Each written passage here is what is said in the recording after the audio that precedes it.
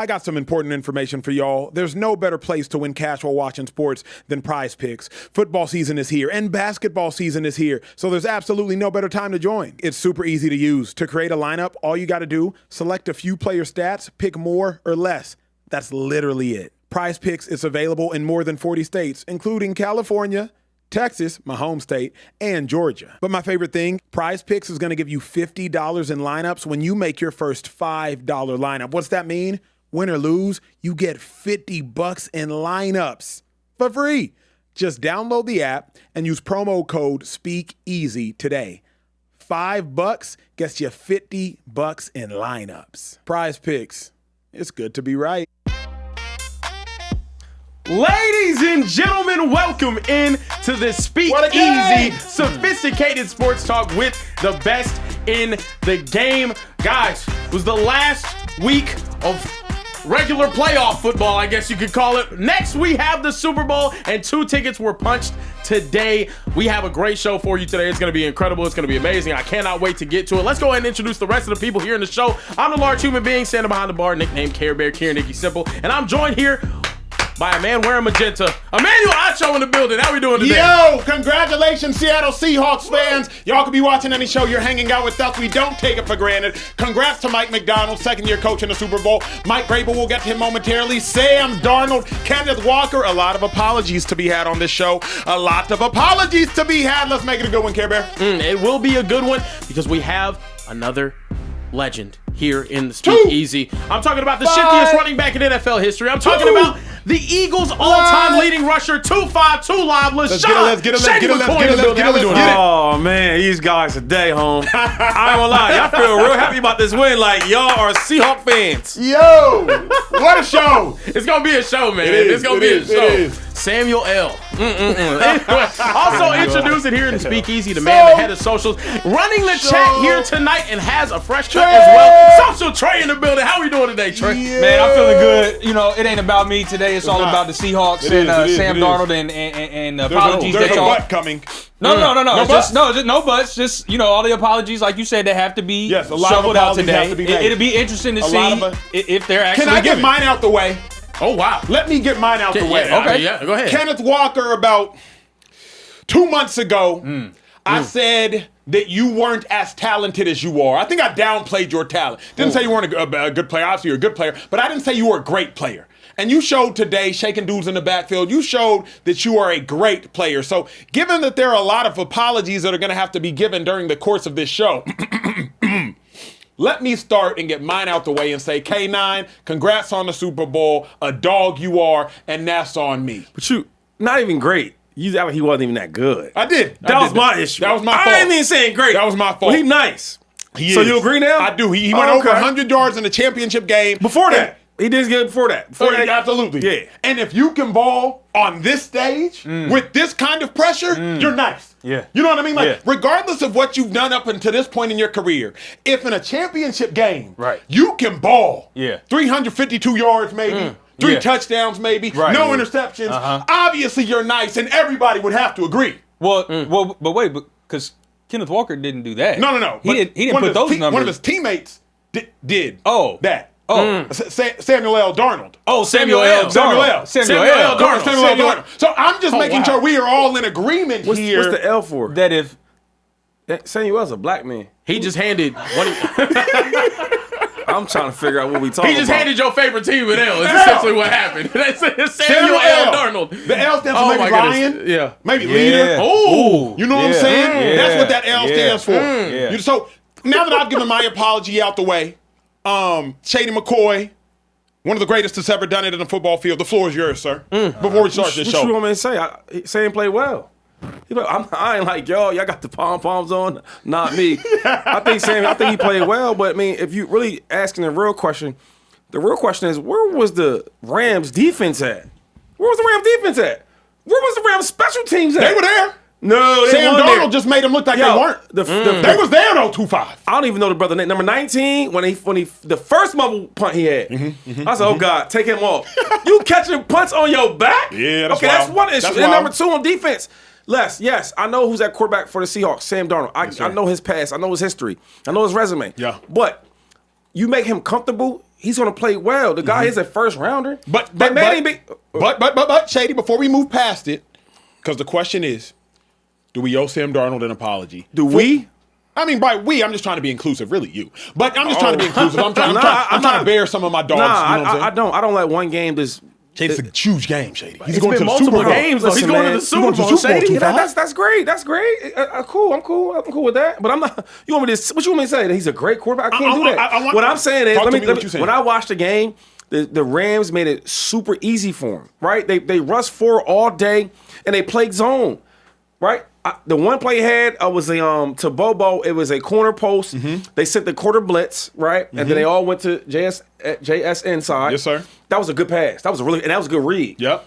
Other than that, a lot of these were gimmies. The Cooper Kupp touchdown. He sat in the zone and gave it to him. Scored. The one that JSN on the left side, that was a cover 3 beater. That was gimme. That was a post, a flat, the best player on the field. Or top 3 best on the flare, JSN. Yeah. He motions over it. Nobody covers him. But hold on. But wait, no, time out. Go ahead. But I'm a cook after. I'm talking ball. I know y'all want to talk about the stats and what it looked like. I don't want to do that because the last game, he had 200 yards and they gave him an MVP interview after the game. I'm not doing that. I'm just talking straight football. If you really watch the game, the way that the Rams played defense, it was gimmies. The first man coverage I seen all game was when it was like 4th down, and they did the rub routes to Cooper Kupp. Other than that was it. But what about this, 2-5? Very first 3rd down of the game. 3rd and 5. 12 minutes left in the game. It's man coverage essentially because it's Rashid Shaheed on the outside, and Sam Darnold throws a dot for 52 yards. First drive. 51 yards. First one of the game. First drive. So before we even get to all the stuff you talking about, Shady, we have to acknowledge that Sam Darnold came out the gate one-on-one, wide receiver versus the DB, and he was throwing dots. I'm not sitting here saying Sam Darnold's a Hall of Famer. No. Let's respect what he did. All right, but listen. Let's just dog, you telling me every starting quarterback, first of all, if you really watch the play, he beat him up the line of scrimmage bad. Yep, he did. And he's a 4-2 type dude. He is. He's a burner. Anybody can make that pass. Right? I'm you play for. I'm asking you. A lot of people can. All right, bro. So let's come on, dog. But Shady, we can't undermine. I know we don't just watch this. I'm not undermining him. But we can't undermine 346 yards passing, 3 touchdowns, no picks. When we've seen bad quarterback play for the last 2 weeks in the playoffs. Okay. Albeit weather mattered, but we saw Caleb Williams in the game with the pick. We saw Jared Stidham obviously first time starting. He wasn't great. Drake May the last 2 weeks wasn't great. CJ Stroud last game wasn't great. Hell, Matthew Stafford against the Chicago Bears wasn't great. We've seen bad quarterback play this whole playoffs, and Sam Darnold probably played the best game of a quarterback, all things considered, in this playoff game. And I just told you he played well. I'm not as excited as you guys are, but he played well. My thing is, I'm looking at the defense. Now, they didn't get no real pass rush on him, right? No rush on him, and then they made him comfortable.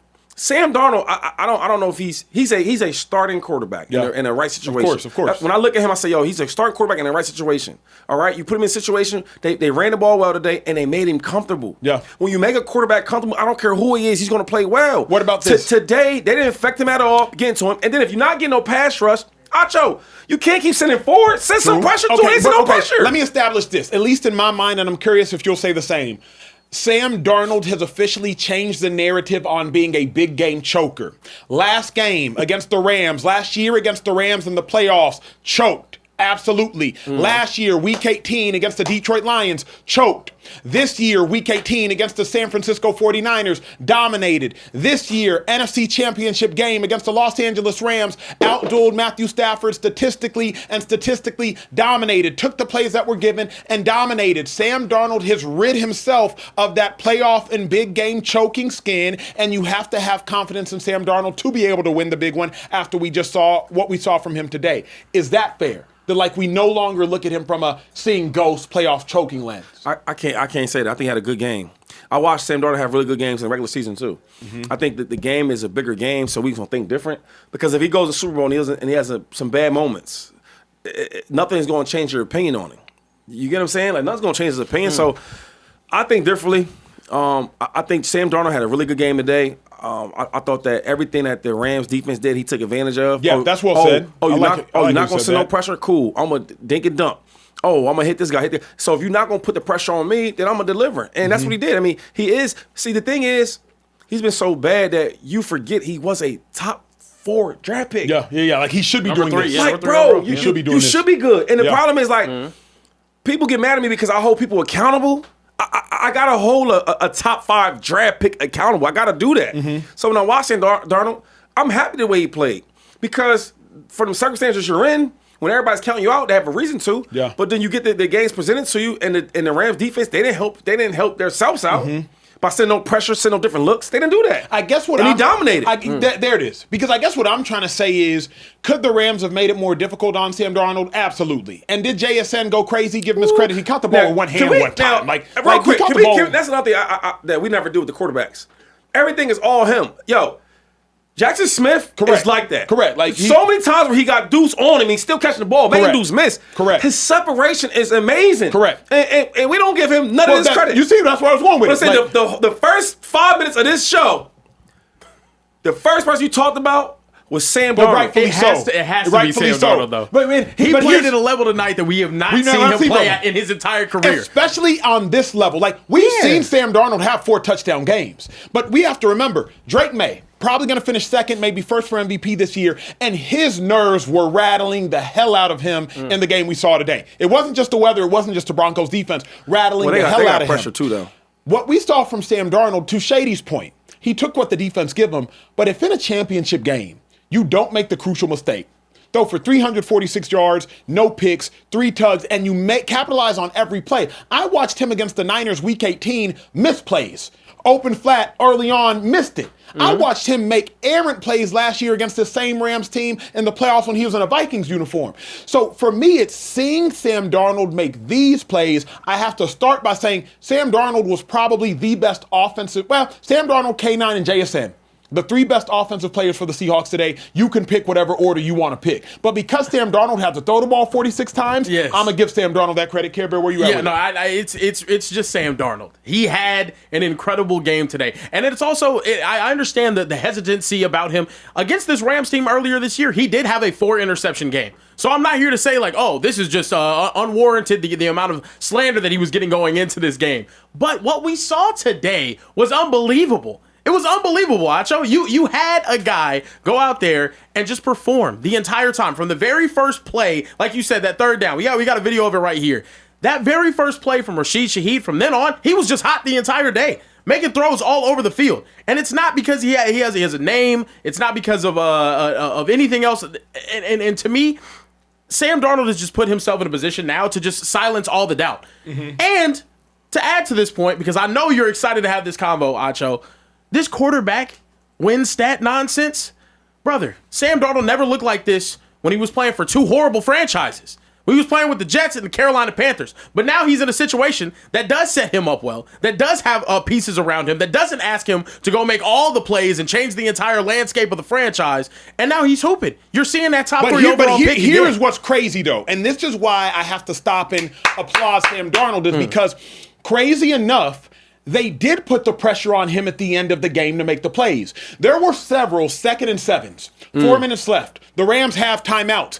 Common sense, football sense says, run the ball, make the Rams exhaust their timeouts. Yep. Common Sam Darnold sense says, don't let Sam lose the game. So for sure, run the ball and make the Rams exhaust their timeouts. We saw 3 times on 2nd and long and on 3rd and long when the Rams needed to take timeouts and you should run the ball, that the Seahawks trusted Sam Darnold, and Sam Darnold threw relative dots. There was that one dot to Cooper Kupp. Cooper Kupp ends up falling forward as a 1st down. DB is trailing and sprinting forward. If Sam Darnold throws that ball behind him or even at the numbers as opposed to in front of him, it's a PBU. Behind him, it's a pick. But here's a PBU. So the Seahawks had uncharacteristic faith in Sam Darnold, and Sam Darnold surprisingly didn't let him down either. That's what I'm just commending Darnold for, because had Darnold sucked, we would have said it. Yeah. If Darnold played like C.J. Stroud, we would have been the first to Magic City him to death. It would have been expected. Correct. It would have been expected. I think the thing is, though, too, with Sam Darnold in this performance, to be exact, dog, he had to go out there and do that for them to win the game. The Seahawks defense has been incredible against almost every team in the NFC except for the Rams. The Rams have their way with them. They were able to move the ball up and down the field. And although the Seahawks did end up making a great defensive stop towards the end of the game, dude, the Rams were put him in a position where they had to go get 31 points to win this game, and he did it without a problem. Yeah, it's unbelievable. I don't know. I think Sam Darnold deserves all the flowers because we were ready to give him all the hate. I was. We were all ready to give him all the hate. Honestly, the world was, because at the end of the day, you know what you have to do to overcome something like seeing ghosts.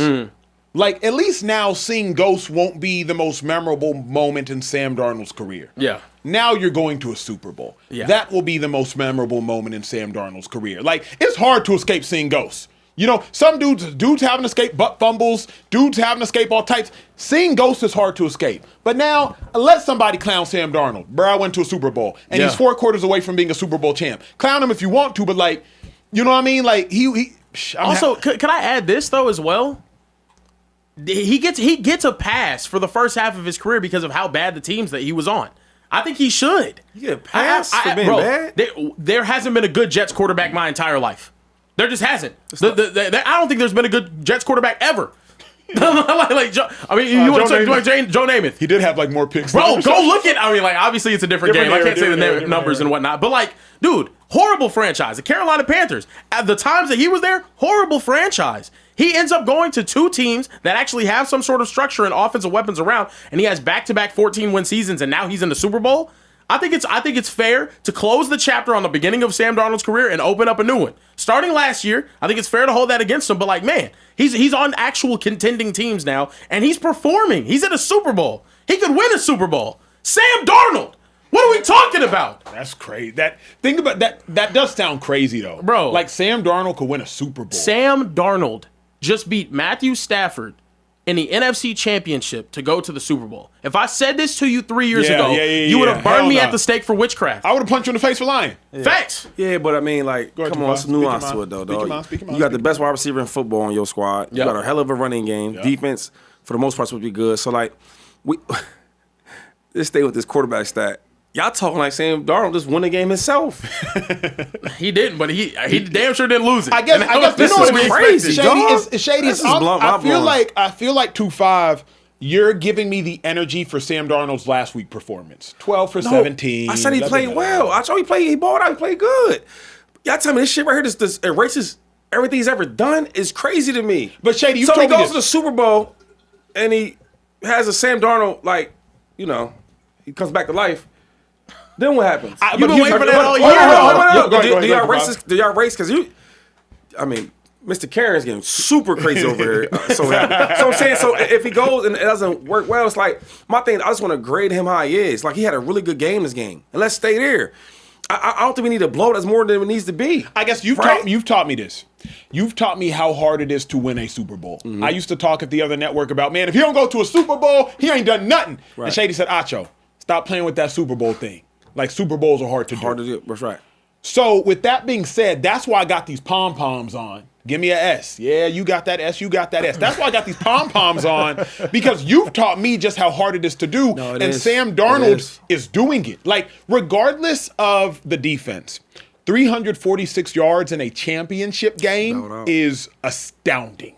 Yeah. It's astounding. I don't care if they zero blitzed you the whole time. If they ran engage the whole time, it's astounding. I guess as a football fan and really watching the game, like the Rams didn't do no adjustments. Yeah. Like they rushed forward the whole game without getting no pressure.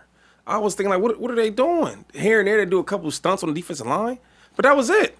And then you got like simple things like, yo, you gotta watch. If you're watching the offense for the Seahawks, where is Jackson Smith at? Where's he at? I don't know, but I do give Sam Darnold credit. I think he played really, really well. You know, I think I'm more disappointed in the Rams. You come from a winning team, a winning head coach, a team that's been there before. You know, and you get in a game like this, and y'all make it easy for a quarterback that's not used to playing in a comfortable environment. Like today, they made it comfortable for Sam Darnold. And when you made it comfortable for him, any quarterback's going to play well. And he played really, really well today. So I'm not taking nothing back from him. I'm just saying, if you're going against a quarterback that's known to struggle, put some pressure on him. Give him some different looks. There's some different pressures. They do none of that. They just rush forward the whole time. So I'm not hating on Sam because Sam played well and he deserves all the credit. I'm just saying, the game plan on defense, they made it easier. Yeah. For That's Sam fair. Darnold. That's Hey, all. we got 8.5 thousand people in the building. Y'all know what it is in the Speakeasy. It's time for the super chats. Y'all going Listen, crazy in the man. chat. Y'all could be watching any show. You hang with us. Social Trey, talk to me, G. Super chats is going crazy. I got to kick it off with our guy, Dominic Scott, 1962. Welcome back, brother. Said, Welcome back. that's how you do it. Care Bear, put that damn Rams jersey away. Bro, what Rams jersey? And go book your second trip to Cancun. I will say that I thought Reek was going to sell that game for us, but hey, that's how you play damn good team ball. Sam delivered today. Can we just give the man props? Hold up, Rams Care Bear, do jersey. you want to respond to the... Bro, when have I ever been a Rams fan? When have y'all ever known me to be a Rams fan? Hell, hold on. That's a sick Bring the full individual. screen, Ron. Bring, That's a sick Taylor, individual. take What the we doing? wide, please. Take the wide, Taylor. Take the wide, What are we not the doing? Care Bear one, the wide. Let me show y'all, son. What are we talking? Wait, hold on. This man showed up Oh, no. with this Rams jersey tucked away.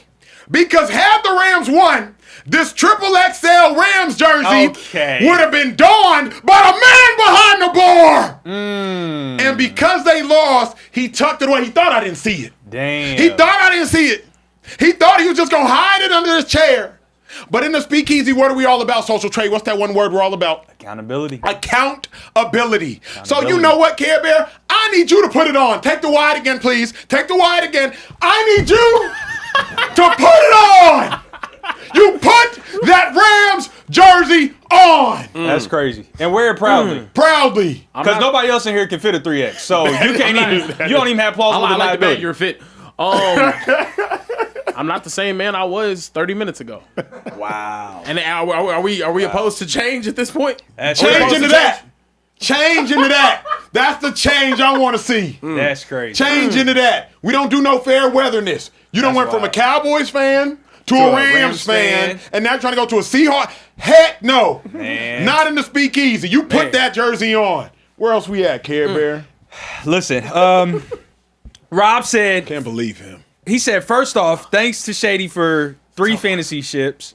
As a Pats fan, why is the schedule argument even a thing? Feels like it was never a thing until it was the Patriots. Is this straight haterade, or are we going to be examining SOS and statistics every bowl? The schedule and statistics. Yeah. Yep. We don't get to that. Super Bowl We don't going get to the forward. Patriots. Yep. I promise you. Who gave that? That was Rob. That was Rob. Shout out to Hey, we're Rob. going to get to that. No doubt about it. We're getting that next topic. Where we at? Listen, TJ Sparks, the super chat's going crazy. Said I need Shady to put down the copium on the Darnold history. So cope is like the new Gen Z term. Like when you don't want to accept responsibility. Okay. Cope. Just cope with it. Bet. So instead of opium, they saying copium. Shady's on copium. Copium. Let's not act like the Panthers and Jets are homes to good quarterback play. When Darnold has been in stable franchises, he has performed. That is fair. That's fair. Two things what are I true. said? Yeah, two things are true.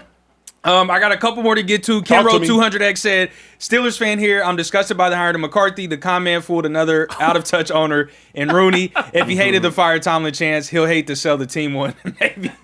May he be visited by 3 ghosts and see the error of his ways. Golly, that's a hell of a super The chat. ghost of Christmas present, past, and future need to visit Rooney, man. Yeah, that's crazy. That's dog. crazy. I got 2 more to get to, and then Talk we to got to me. keep it rolling.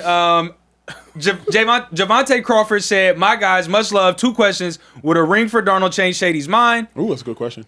But if Stephon Diggs gets a ring before Josh, would that hurt Josh's legacy even more? Answer that first one, 2-5. Would a ring for Sam Darnold change your mind? Nah. Because, I mean, he wins the game. No matter how what you mean? Say he does this same thing in the Super Bowl. 300 plus. It has, It has to. to. 3 It has tugs. to. Because think about, like, Nah, I guess for me, it's like, what's harder to do? To consistently be good or to be good here and there? There's a lot of players can be good here and there. No matter, I don't care about the game, right? In Super Bowl, everything's probably faster. Obviously, mistakes you can't happen, but it's still a game. So my thing is like it's harder to be good consistently all the time, and people know it, compared to I got to be good here and there. That's why I mean it's don't change for me. But the balance isn't weighted more that's a heavily good for point. when it matters the most, and he good point. shows up as opposed to Jalen consistently. Hurts-ish, right? Jalen Hurts, 2 Super Bowls, played really well in those Super Bowls, but, you know. It's still a game though. Yeah. It's still just one game. Yeah. It's a big ass game, but it's still one game. Yeah, that's fair. That's cool. What about the second question? Stephon, if Diggs gets the ring before Josh, does it matter? Nah, man. he No. can't. What we talking about? We talking about Josh Allen? Yeah, right. I like Stephon Diggs. He ain't Stephon, you know. Yeah. But come on. Yep. And then last one I got, AOTVR said, Shady and Acho, y'all might owe Sam an apology after the game. He was cooking, and JSN is really him. Yeah, we hit that. Take a shot We at hit yeah. that. See, He said that before the But see, show. he really even kicked off. see, that's my thing though. Like everybody up here talking, and nobody say anything about JSN for real. Yeah. Yeah. Think about that. How that sounds. Yeah. he's Like Karen had a whole my God speech about Sam.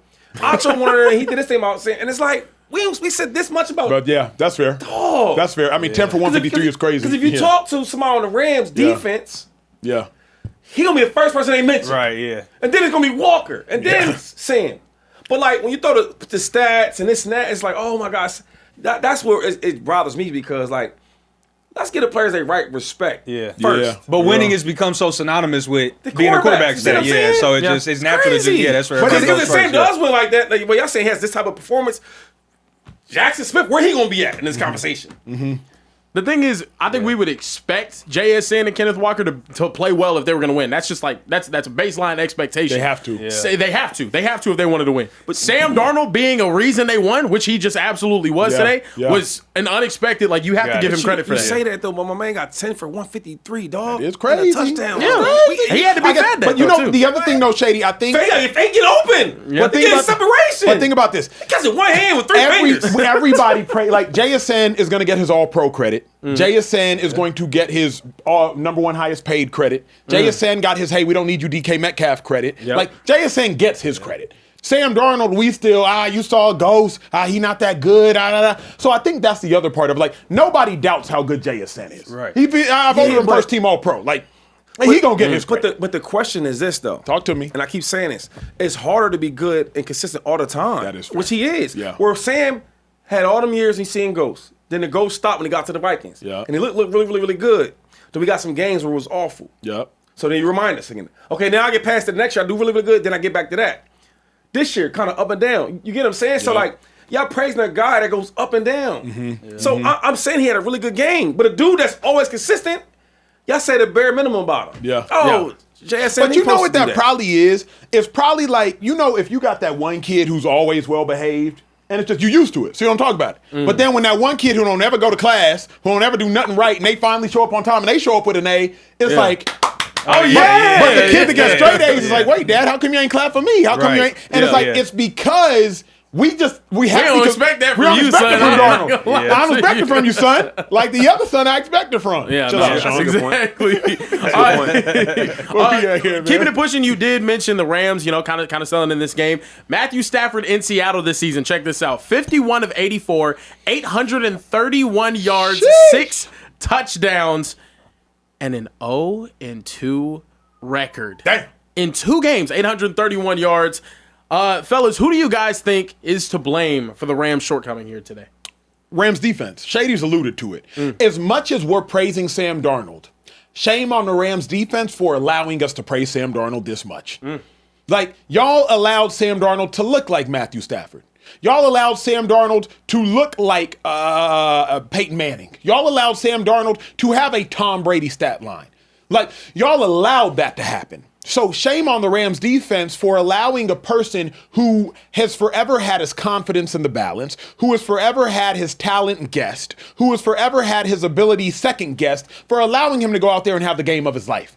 Like, all things considered, Sam Darnold played the best playoff game in the playoffs of all the applicable quarterbacks. Jordan Love had 4 touchdowns. I believe that was wild card round. Sam Darnold went out there and played better statistically than every quarterback. And there's been about, 15 or so games played by quarterbacks in this playoffs, and y'all let Sam Darnold have the best statistical game? So shame on the Rams defense. Also, Sean McVay with some questionable decisions here and there. With some questionable decisions, right? Yep. We were sitting here debating, should Sean McVay have kicked that field goal? Here's why. Yep. And Shady's brought this up. Had Sean McVay kicked that field goal, then all of a sudden the Rams are only down by 1. And with the Rams only being down by 1, now you could get in field goal range. So in my mind, there's a lot of people to blame, but the first one I have to blame is the Rams defense. Shady was trying to get some air, y'all. Relax. So okay, a couple of little issues I have for the Rams though. Talk to me, Tupac. On special teams, dog, what we doing? If you felt that comfortable with Kyron Williams back deep, why ain't he been back there this game? It's a big game for us. Yep. My man catching punts on his knees, on his back, you can't have that. Number two, defensive wise, you know you're gonna get Sam Darnold. And I didn't see no type of pressure. If you can't get there with 4, send pressure. Give them different looks. I watched this game too many times where guys were getting open catches, to the flat open catches. The one touchdown on the JSN it was too easy. And I'm not saying none of the NFL is easy, but you got to make a guy like that work. They didn't do that. So I blame the defense. And you look at the stats: 51 for 84, 831 yards, 6 touchdowns, dog. You know how good you got to be to do something like that? I get to a divisional opponent that you know, they know you, they know the good and the bad. I blame all this on the defense. And the last thing, Sean McVay, oh my God. Take the field goal. Yeah. You take the 3, you down 1 point. You got like 6 minutes left or something like that with 2 timeouts. Now it's not just a run the ball type of thing where now it's okay, you know, they gotta try to move the ball and score because now the pressure is back on the offense. Yeah. And he didn't do that. But you know what's interesting is like, who do you blame for the Rams' loss? Can you just blame Sam Darnold? Here's why. If we would have said, I know this, so I'm glad y'all here watching this show. If we would have said that the Seahawks would be held, or Kenneth Walker would be held to 62 yards rushing, we'd say Rams win. What did we talk about last week? Hey, what's the key to the Rams winning? Make Sam Darnold beat you. Kenneth Walker averaged 3.3 yards a carry. George Haloney averaged 1.3 yards a carry. The Seattle Seahawks rushing had 2.9 yards a carry. The all-pro running back to my right will tell you how anemic that is. Seahawks had 26 carries for 75 yards. If I would have told y'all in the Speakeasy, hey, Seahawks are only going to have 75 yards rushing, we all would have said, oh, Rams probably win by 2 touchdowns. So if we're really being honest, why'd the Rams win? Because Sam Darnold played out of his Sam Darnold mind. That's why the Rams won. Think about it. Shady, you can't deny it. 19 for 62 for Kenneth Walker? That's a winning recipe. Okay, but hold up. First of all. Please, I'm holding. So a couple of yards was messed up at the end of the game, right? Because of the time, right? He got like 5 and 6 yard losses. He ran the ball efficiently today, and then he got busy in the passing game. If you watch him today, he was effective the whole game in the air and on the ground. Running game. But I'm just talking about affecting the game as a running back. Yep. Because now, for example, there's times where he had mixed matches on the linebackers. He runs a 3-yard, freaking flat. You know what I mean? Yeah. So he was making plays, making guys missing over space. A 2-yard route went for like 18. The one, the critical first down he got, fourth quarter, he threw him like a 2-yard flat route. He turns up, gets the first down. So he affected the game. But the real problem is when they did get the third downs, y'all was playing in soft zones. Yeah. He was just dipping and dumping. I'm thinking like, what coordinator? And I thought that the Rams defense overall this year was solid. But yo, I know that the real strength in the defense is up front. But they wasn't getting there. They wasn't getting home. Why you don't send no pressure? Just tell me that though. Get the ball out of his hands. If Sandro was hot as Acho and Karen saying, get the ball out of his hands. Send pressure. Make him think. Make him think hot. They do none of that today. Yeah. Everything was just, look how many times he was just sitting in the pocket chilling though. Yeah.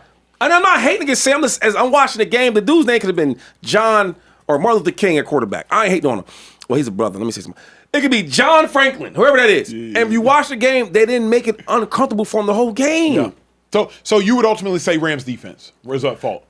Okay, obviously. But I asked you though, because you play defense. So did you think that Sam was just too comfortable today? Incredibly comfortable. Did you think did the defense, did they make him uncomfortable at all? No, but if you're the Seattle Seahawks, if you're the Rams, I know this, Shady. I've been in these rooms and I've talked to people smarter than me.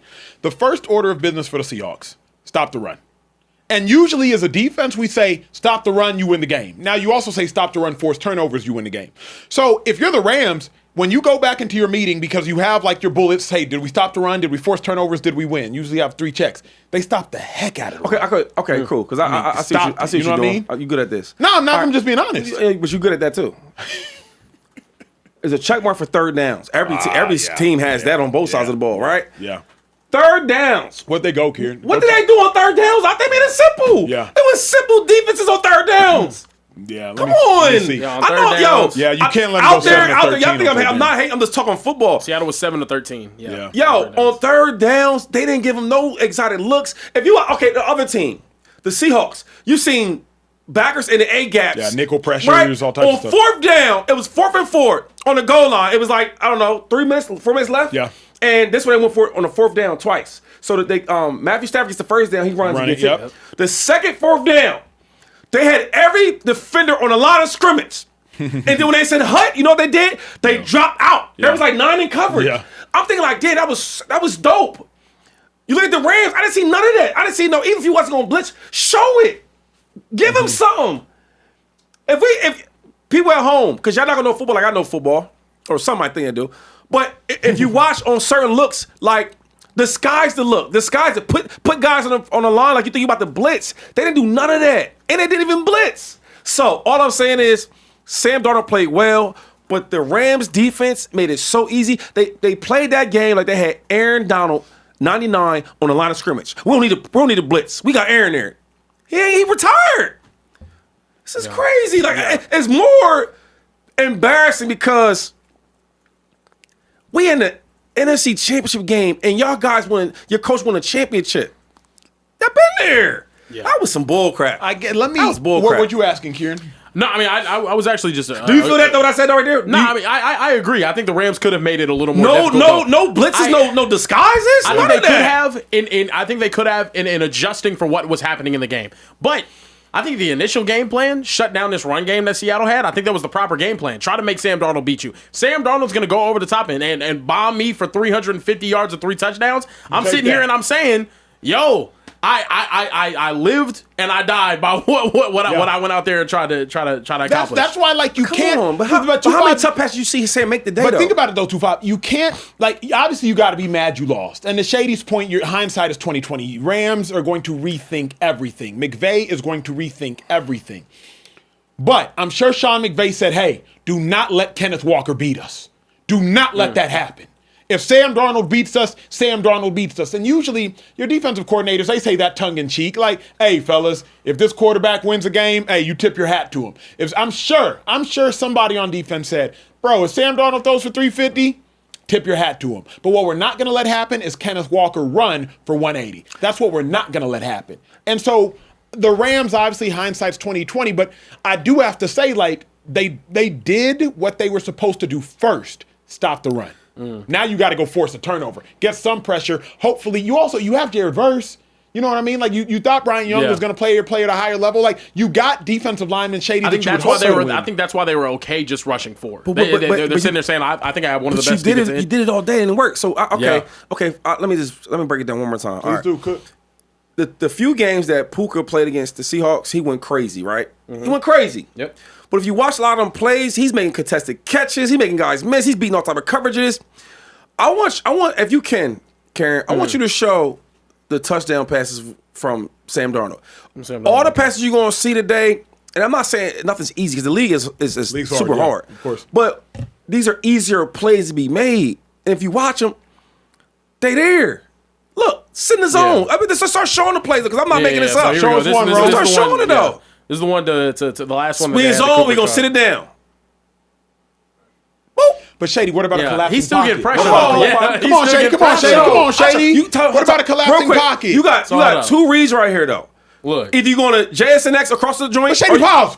Come on, Shady. That pocket is getting collapsed. Pocket collapsing. You got a hand right there on your left This shoulder. is the pocket that he's the ball isn't even out yet. This is the pocket that he's throwing. He's throwing a 10-yard sit down route. Yes, the pass is not. The pass isn't complex. No, it's not like the pass. I'll say if he can't make that, he shouldn't be starting though. That's fair. Come on, yo. I think we're being a little nitpicky though. I think we are. Me or y'all? No, I think you're being a little nitpicky about like obviously there are some cleaner. Let's keep going. Let's keep going. Keep showing more. That was a tough one. No, show us one here. Yeah. Okay. So this one right here. This is a first down on a 3rd down and 9 that they ended up picking up. Listen, I'm talking about the deep. Look how far back they are. They just let them. What are we doing? Well, they're calling a max protection there though as well. So it's what like, what I'm saying is, let me see that dropping again, back so far. You make it hard for him. I think they did. Yeah. Make it hard for him.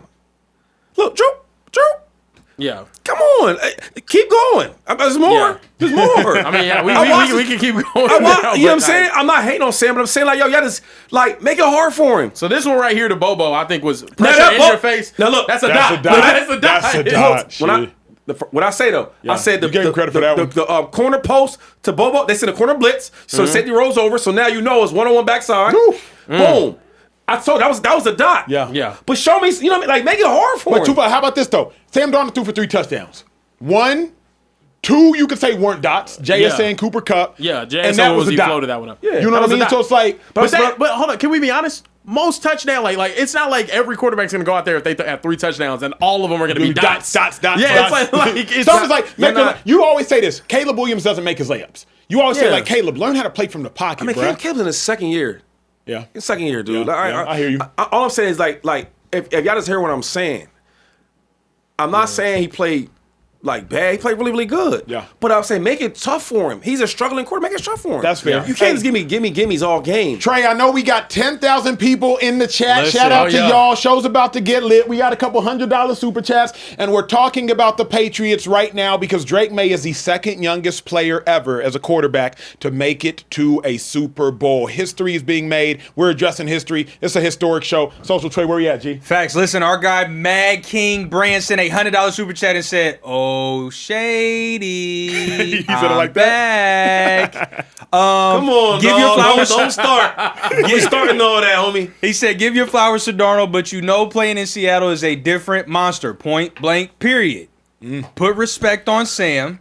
Put respect on the Seattle Seahawks. Hashtag welcome to the dark side. Shady still owes that apology to Darnold." Shady, they send $100 super chats. You gotta drop the apology. That's the rule here to Speakeasy. Shady, $100. You break the bread, you get what you want. Come on, Shady. If I would have told you he was making the Super Bowl, which we did, by the way, say earlier. No, that's not true. That's not true. No. We said that he was capable of getting them there, and that we kind of got clowned for it. I never said capable of getting him there. No, I'm saying Acho and me did. Oh, yeah, because I don't play the quarterback stat, win bull crap. That's fair. They're solid. They're a solid team, run the ball, they play good defense. Oh, you want the apology? I can't do it. I can't. I think. Yeah, no. My man, look. How much would he have had to send for you to apologize? 200? Oh, I can't be bought, man. Now you can't be bought. Oh, man, now he said a stack. Oh, he sent a stack? Stack, we could talk. Okay. Anything less than a... He didn't even say 100, 500, you know what I mean? Yeah, he said we can talk. Hey, I'm gonna give y'all the plug. Shady got a cameo. Hey, man, man. bread on the cameo. That might be the way to get him to get that. He might have to. $1,500 a day. Huh? $1,500 a day. Oh, you better off in the Speakeasy, bro. Negotiate. Better prices in the Speakeasy. I got a couple more to get to. Paul Carey 6811 said, "Acho, want your opinion on this? Seems like the league is making a shift to defense with Vrabel and McDonald making the Super Bowl. Why do you think that is?" That's a phenomenal question. I think there's a lack of Let development. me hear this, though, because I know how you really feel. Well, no, I think there's a lack of development for quarterbacks, and so I think that's actually making it easier on defenses because right now you can kind of come out there with defenses, play cover 2, play cover 6, play cover 3, and get away with it for the most part. Yeah. And even when I think about it, like when I think about the Patriots defense, they don't have a ton of wildly elite players. They have some really good defensive tackles. Christian Gonzalez is a good to great player, not even an elite player, and they're there. You know what I mean? So I think it has more to do with the lack of quarterbacks than I think it actually does with wildly elite defenses. Houston Texans defense, wildly elite. Yeah. Everybody, Broncos defense, like that. Yeah. Everybody else is kind of like cool. Like the Seahawks defense, with all due respect, I thought they were going to be much more dominant. It's so weird. They don't look like this against anyone else. I thought they were going to be against Matthew Stafford. They look like this, but against everybody else, they look. Bro, I got they cost me money for a man. Acho. Because normally you be like, I don't know, I don't like this hire. I don't like that hire. And I'd be like, why? Oh man, because you got a drafted quarterback. Yeah. But you got a head coach that's a defensive dude. Yeah. So we got a Super Bowl with 2 defensive coaches. I gotta hear what that's a really good point. It is true. Because sometimes when I be thinking I know a lot, sometimes you're like, you know what, Shady, and you make me see something differently. I'm like, damn, you was right there. So help me out, because I'm kind of against you. So help me out. I mean, that's a great honestly, point. you know what I mean? That's a great point. But here's That's the a good thing: point. as I'm really assessing this playoff picture, and obviously we're coming off of this Rams game, so think whole totality. I think more playoff games were lost. Bill Belichick quote. So don't say, Acho, you sound stupid. Say it about Belichick. I think more playoff games this playoffs were lost than were won. I think C.J. Stroud lost the Texans that game. Yeah, Stroud. I think Jared Stidham with that like pitch play weird thing, like he lost the Broncos that game. The Patriots scored 10 points today. You know what I mean? Like he lost the Broncos that game. And so when I really think about the playoff games this year, obviously Caleb Williams made some heroic plays, but if y'all remember, they were 10 yards away from a field goal in overtime to win that game. He throws that pick off a miscommunication with DJ Moore. When I think about this year in the playoffs, I think more games were actually lost than more games were won. So that's really, that Shady would be my answer. But if you want to talk, I mean, shout out to Vrabel, though, and shout out to Mike McDonald. Like, there is no denying that defensive coaches are starting to make a turn for relevance. This year, all the playoff teams really was the dominant ones, absolutely right. You know what I'm saying? Absolutely right. Absolutely. That was good, Acho, because I would have just been like what Shady said earlier, which was, it's football. You can lose any given day. But you know what? It's also more than that, because let's be honest. It protects his quarterback take, how though, many? too. Well, but also, how many special quarterbacks were in the playoffs this year? One. Probably. Matthew Stafford, right? Oh, Josh. I forgot about Josh. Two. Right? Pat wasn't here. Lamar wasn't here. Joe wasn't here. And those are the ones that could overcome some of these great defenses. Yeah. Like, those are the ones that's like, yo, okay, all out blitz, congratulations. That's cute. The team matters because, like, we'll get to it. We'll get to that. Any more? Yeah, Sam Darnold look elite today. I got one more. Well, actually, I got a couple more $50 super chats. So Noah hit him up. 2321 says Sam Darnold will be the first USC quarterback ever to play in the Super Bowl. Hashtag fight on. I don't know if Can that's that be true. real? We got to fact check that. What did he say? Yeah, USC quarterback. USC? No, they do. USC quarterback. They do suck in the league. Sam Darnold will be the first USC quarterback to make the Super Bowl. That's crazy. Does he change the narrative of USC quarterback? No. It has to be more than just that one. More than just that one. Hey, let's get these Patriots, bro. Let's get to these Patriots. Let's get to these Patriots. Speaking of quarterbacks getting all the credit for everything, let's talk about Drake Maye. Drake Maye is going to be the second youngest quarterback to start in the Super Bowl behind Dan Marino in Super Bowl XIX 1984. Maye was one win away from becoming the youngest quarterback to ever win the Super Bowl in history. Also, Drake Maye is the first quarterback to win 3 playoff games against top 5 total defenses in a single postseason. The Chargers, Texans, and Broncos all ranked in the top 5 of total defenses. How impressive is this run to you guys from Drake Maye? The run is more impressive to me for Mike Vrabel, but the question's about Drake Maye, so let me talk about Drake Maye. Shout out to Drake Maye for, in his second season, not making the crucial mistake.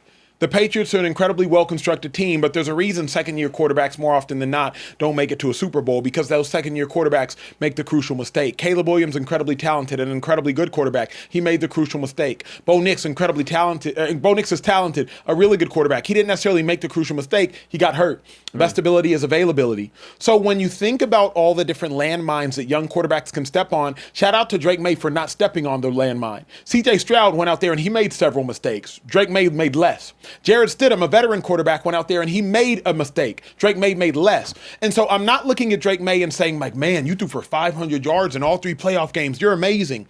What I'm looking at Drake Maye is saying, you did what was required of you to win. Your defense did a really, really good job. Your defense against CJ Stroud, I think, forced 4 interceptions. Your defense against Jared Stidham forces that fumble. Your defense did a really, really good job. And Drake Maye, you did what was required of you to win. I don't love, well, he beat all these defenses to get there. Like, that I don't love using that as some sort of narrative. It was like Drake Maye was. I'm happy you said that. I don't love using that as a narrative at all. But like, second-year quarterbacks don't do this for a reason, because they're immature, because they get hurt, they don't take care of their body, because they make mistakes with the football. So Drake Maye, you have to give him his credit, because he's the second youngest quarterback ever to make it to a Super Bowl, to Shady's Pitt alumnus Dan Marino.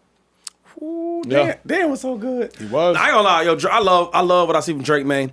His first year, I wasn't really impressed that well. I thought a couple games he got better and better when he finally started, and he improved. He's super smart and he's competitive. I was surprised to see how competitive he was. A lot of games I thought they didn't win, he found a way to win them. Right? Even today was ugly. Right? I mean, snowing everywhere, bad weather. The element was a factor, and he didn't make excuses. He played well to get it done.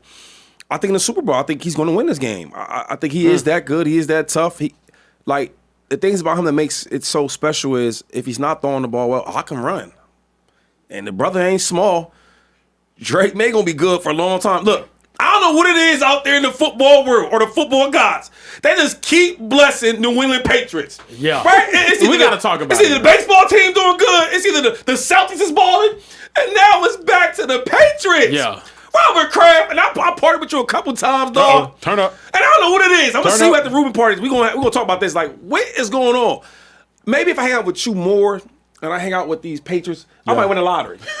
When will it end? When will it end for the city of Boston? It won't. How much do you need? Also, the fact that we're even starting the conversation about the Patriots with Drake Maye just shows that this is the Patriot way to win Super Bowls. What's that? Elite defense, mediocre quarterback play, and not losing more than going out there and winning early on. Let me preface early on. And then the quarterback getting all the credit. That's what we're dealing with right now. What you mean? I'm so tired of the New England Patriots. They were so down. Oh, we suck now. We're one of the worst teams. There's no upside. Y'all suck for 3 years. That is crazy. And you're back in the Super Bowl already. But though, it's got to be. This is where the Patriots are both built incredibly well, and then this is to Shady's point of Drake Maye was great all season. And he was great all season. He was consistent. You see what I'm saying? He was consistent all season. He got his team there.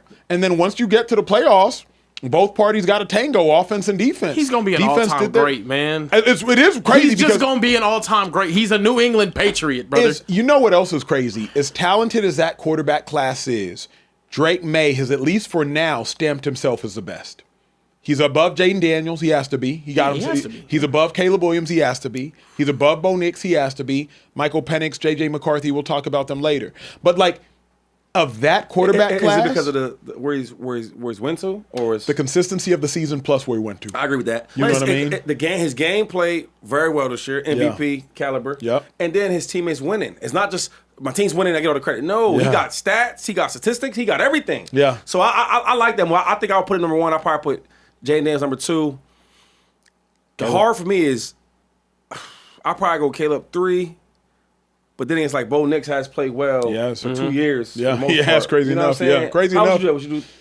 You make a great point. I would put Caleb 3 just because he's more talented. And he's talented. But you make a great point. I mean, you also got to think, Kieran, as much as we talked about Drake Maye's defense, remember pivotally, and it won't show up in the stat sheet. That's why you really got to watch the games. Drake Maye running with the game on the line to seal the game. He picked up numerous third downs with his legs. I'm not here to trash Drake Maye. Drake Maye did enough to win the football game, which is what he had to do. Bro, but my thing is game on the line. But you see the difference though, real quick. So he didn't play great today, but he gets the credit for it, right? Yeah. But this is the thing I'm saying when you consistent.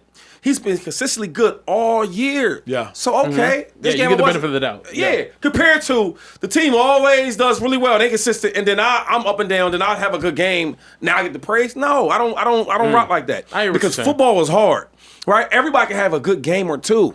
But to consistently be good all the time, that shit's hard to do.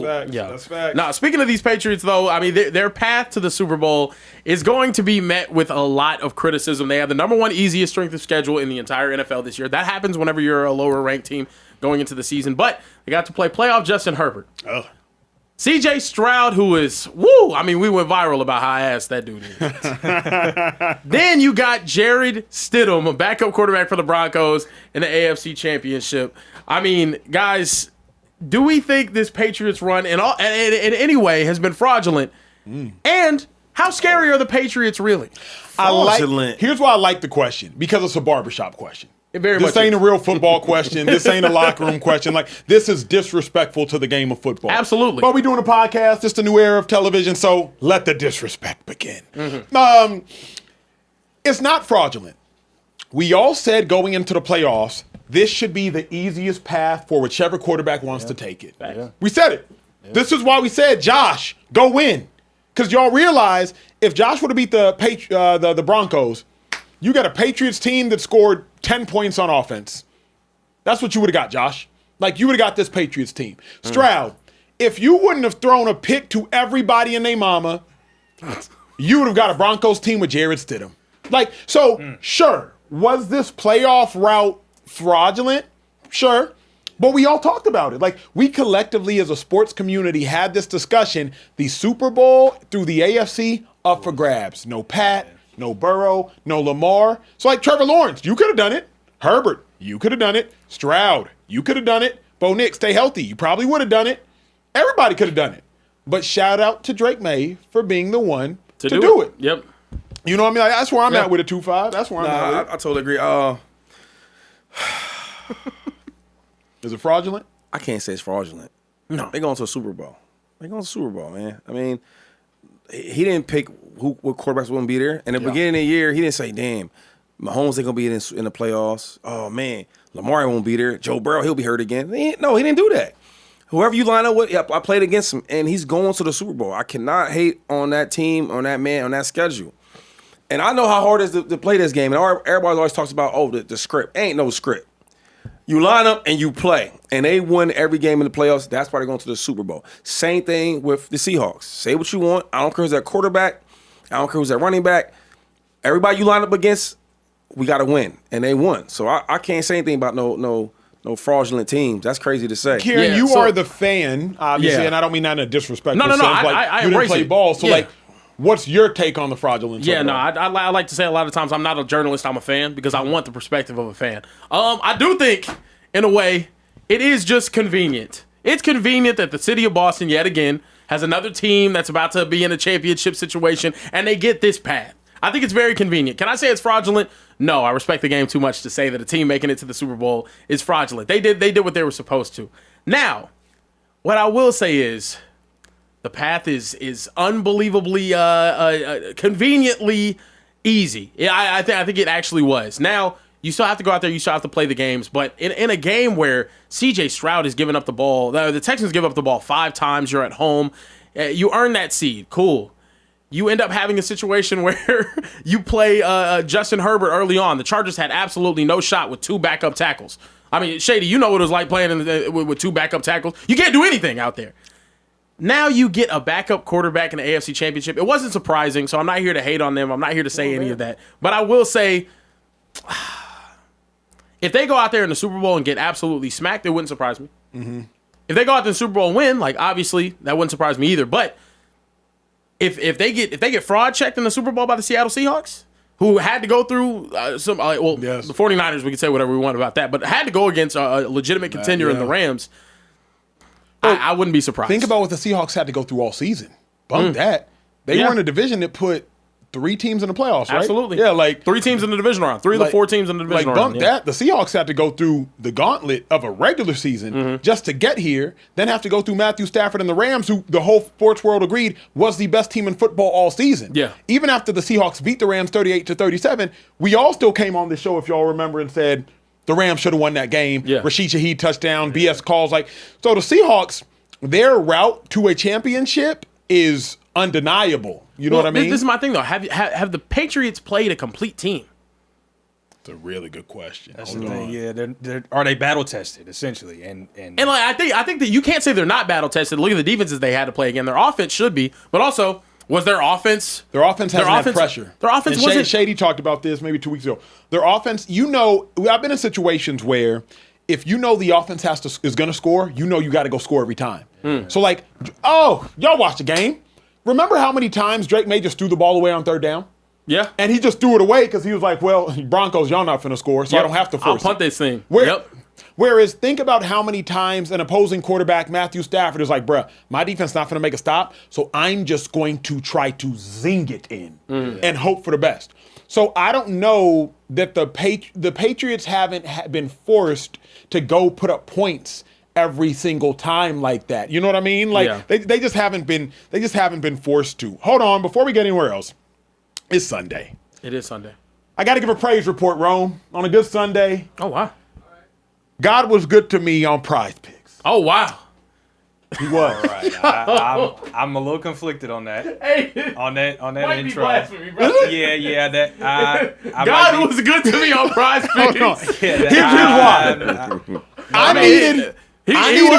needed Witherspoon to make one more tackle for 500 to pay out 7,500. Yeah. And on the very last play of the game, Won't he do it? Puka Nacua gets tackled meaninglessly because the Rams are losing anyway. And guess who made that tackle, Social Trey? Man by the name of Witherspoon. Well. Let there be light. Amen. So I just want y'all to know, PrizePicks, y'all use that promo code Speakeasy. You get $50 in lineups off your first $5 lineup. And just know, what God has done for me, Could do for you. He could. Not guaranteeing it. Nah, You know what you should do? not guaranteeing I don't know about like look. this is feeling real.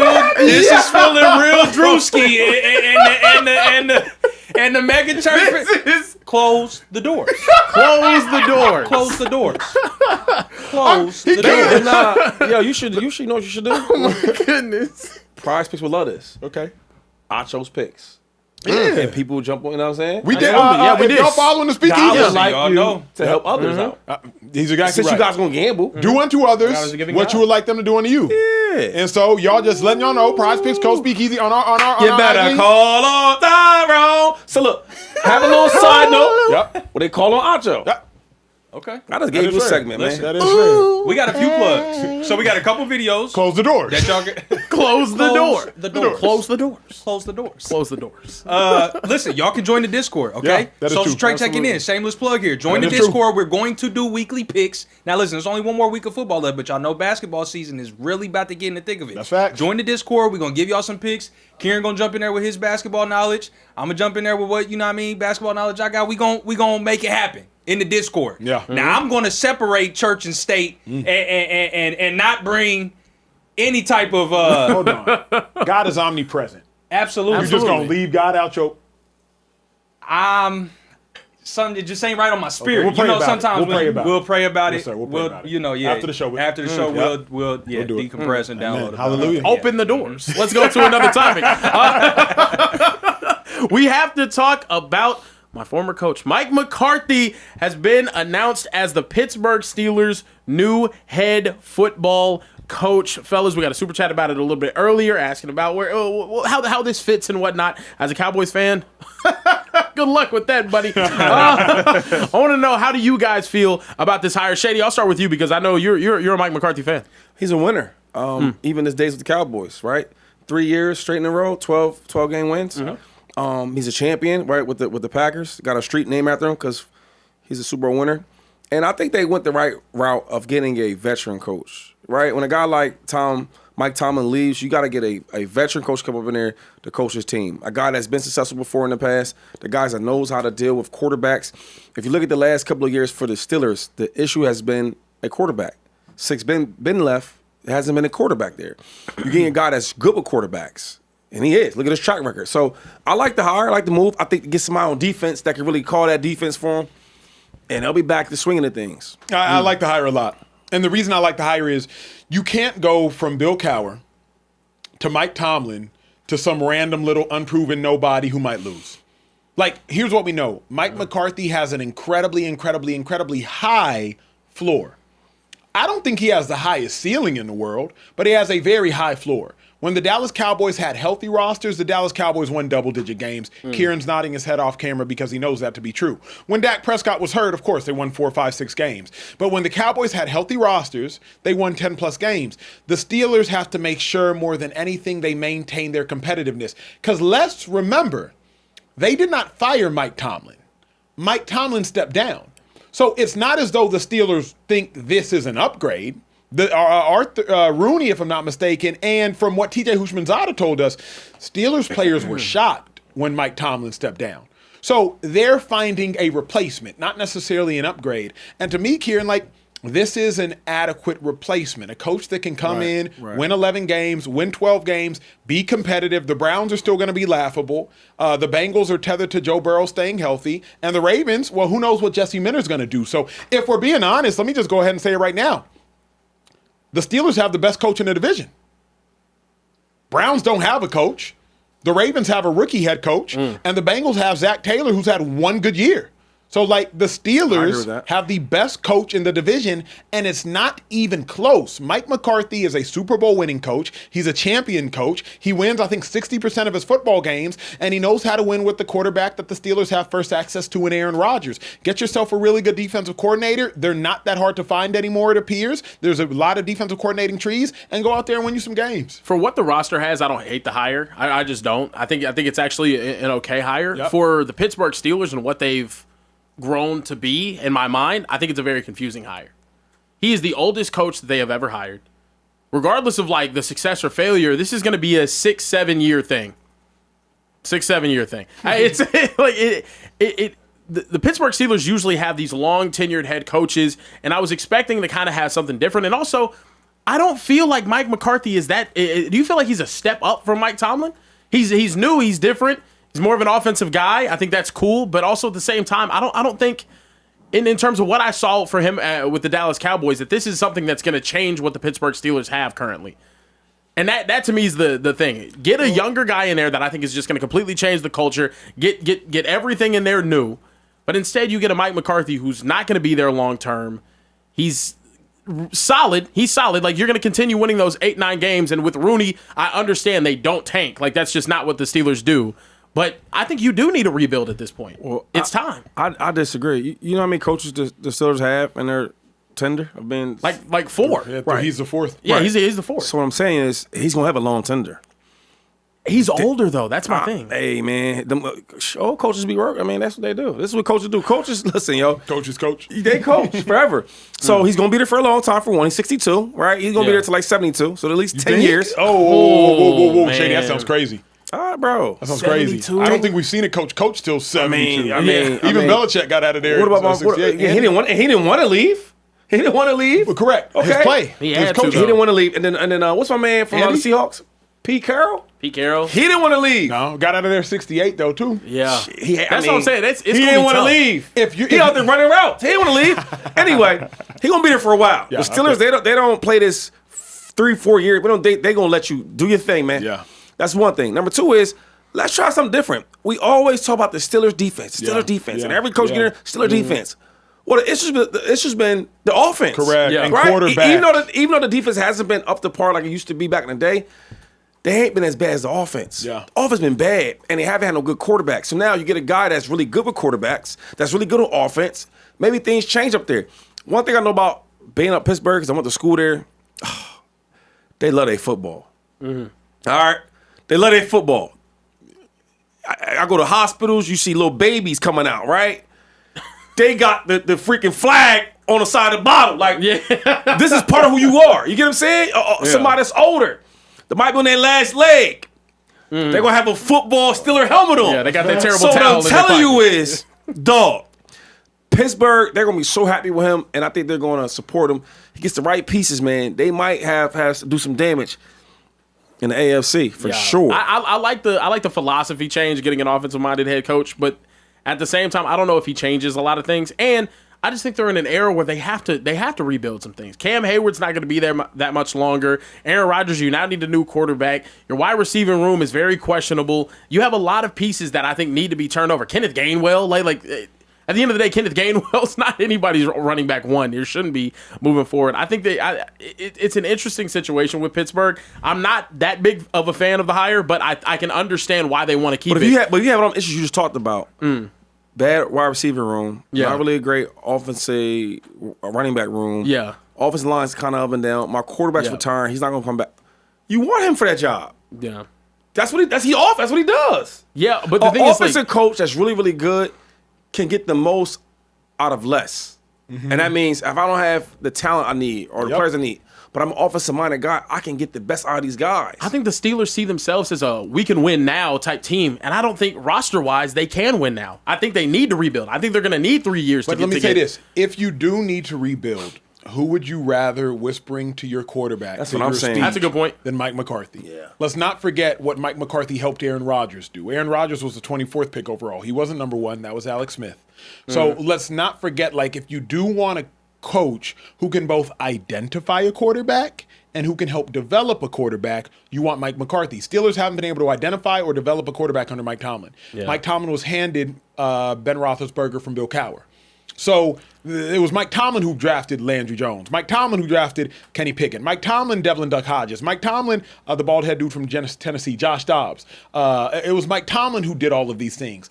Give me Mike McCarthy who can identify the most important position in football. It matters supremely. I'm okay with that, but do you view him as a bridge coach in that sense then? Give me my quarterback, get him off and going, and then...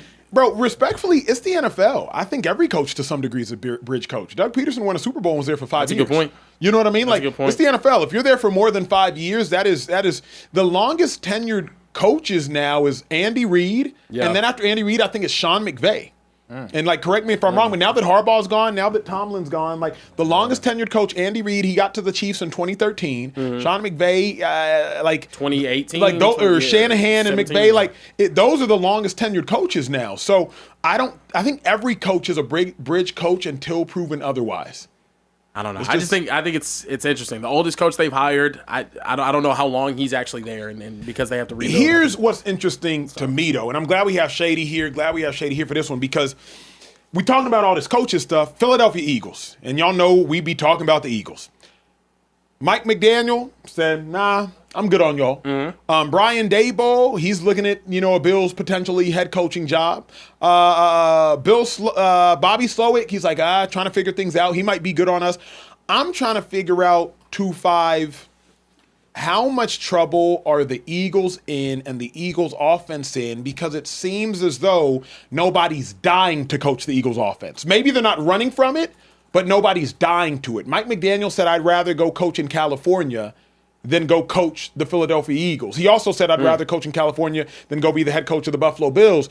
But nobody's dying to go coach Saquon, AJ, Jalen Hurts, Lane Johnson, Jordan Mailata, the best offense in football when you talk about talent. Shady, your jersey's the one that's retired. How troublesome is that to you? Yeah, it's tough, right? But we like it like that. It gets tough in Philadelphia, right? Things don't go the right way soon enough. And the fans, the radio stations, the podcasts, they're going to be calling for you. And everybody can't deal with that. They've seen what happened with KP. Things didn't go well. And for a lot of the reasons, it was a lot of his fault too. And people are scared of that.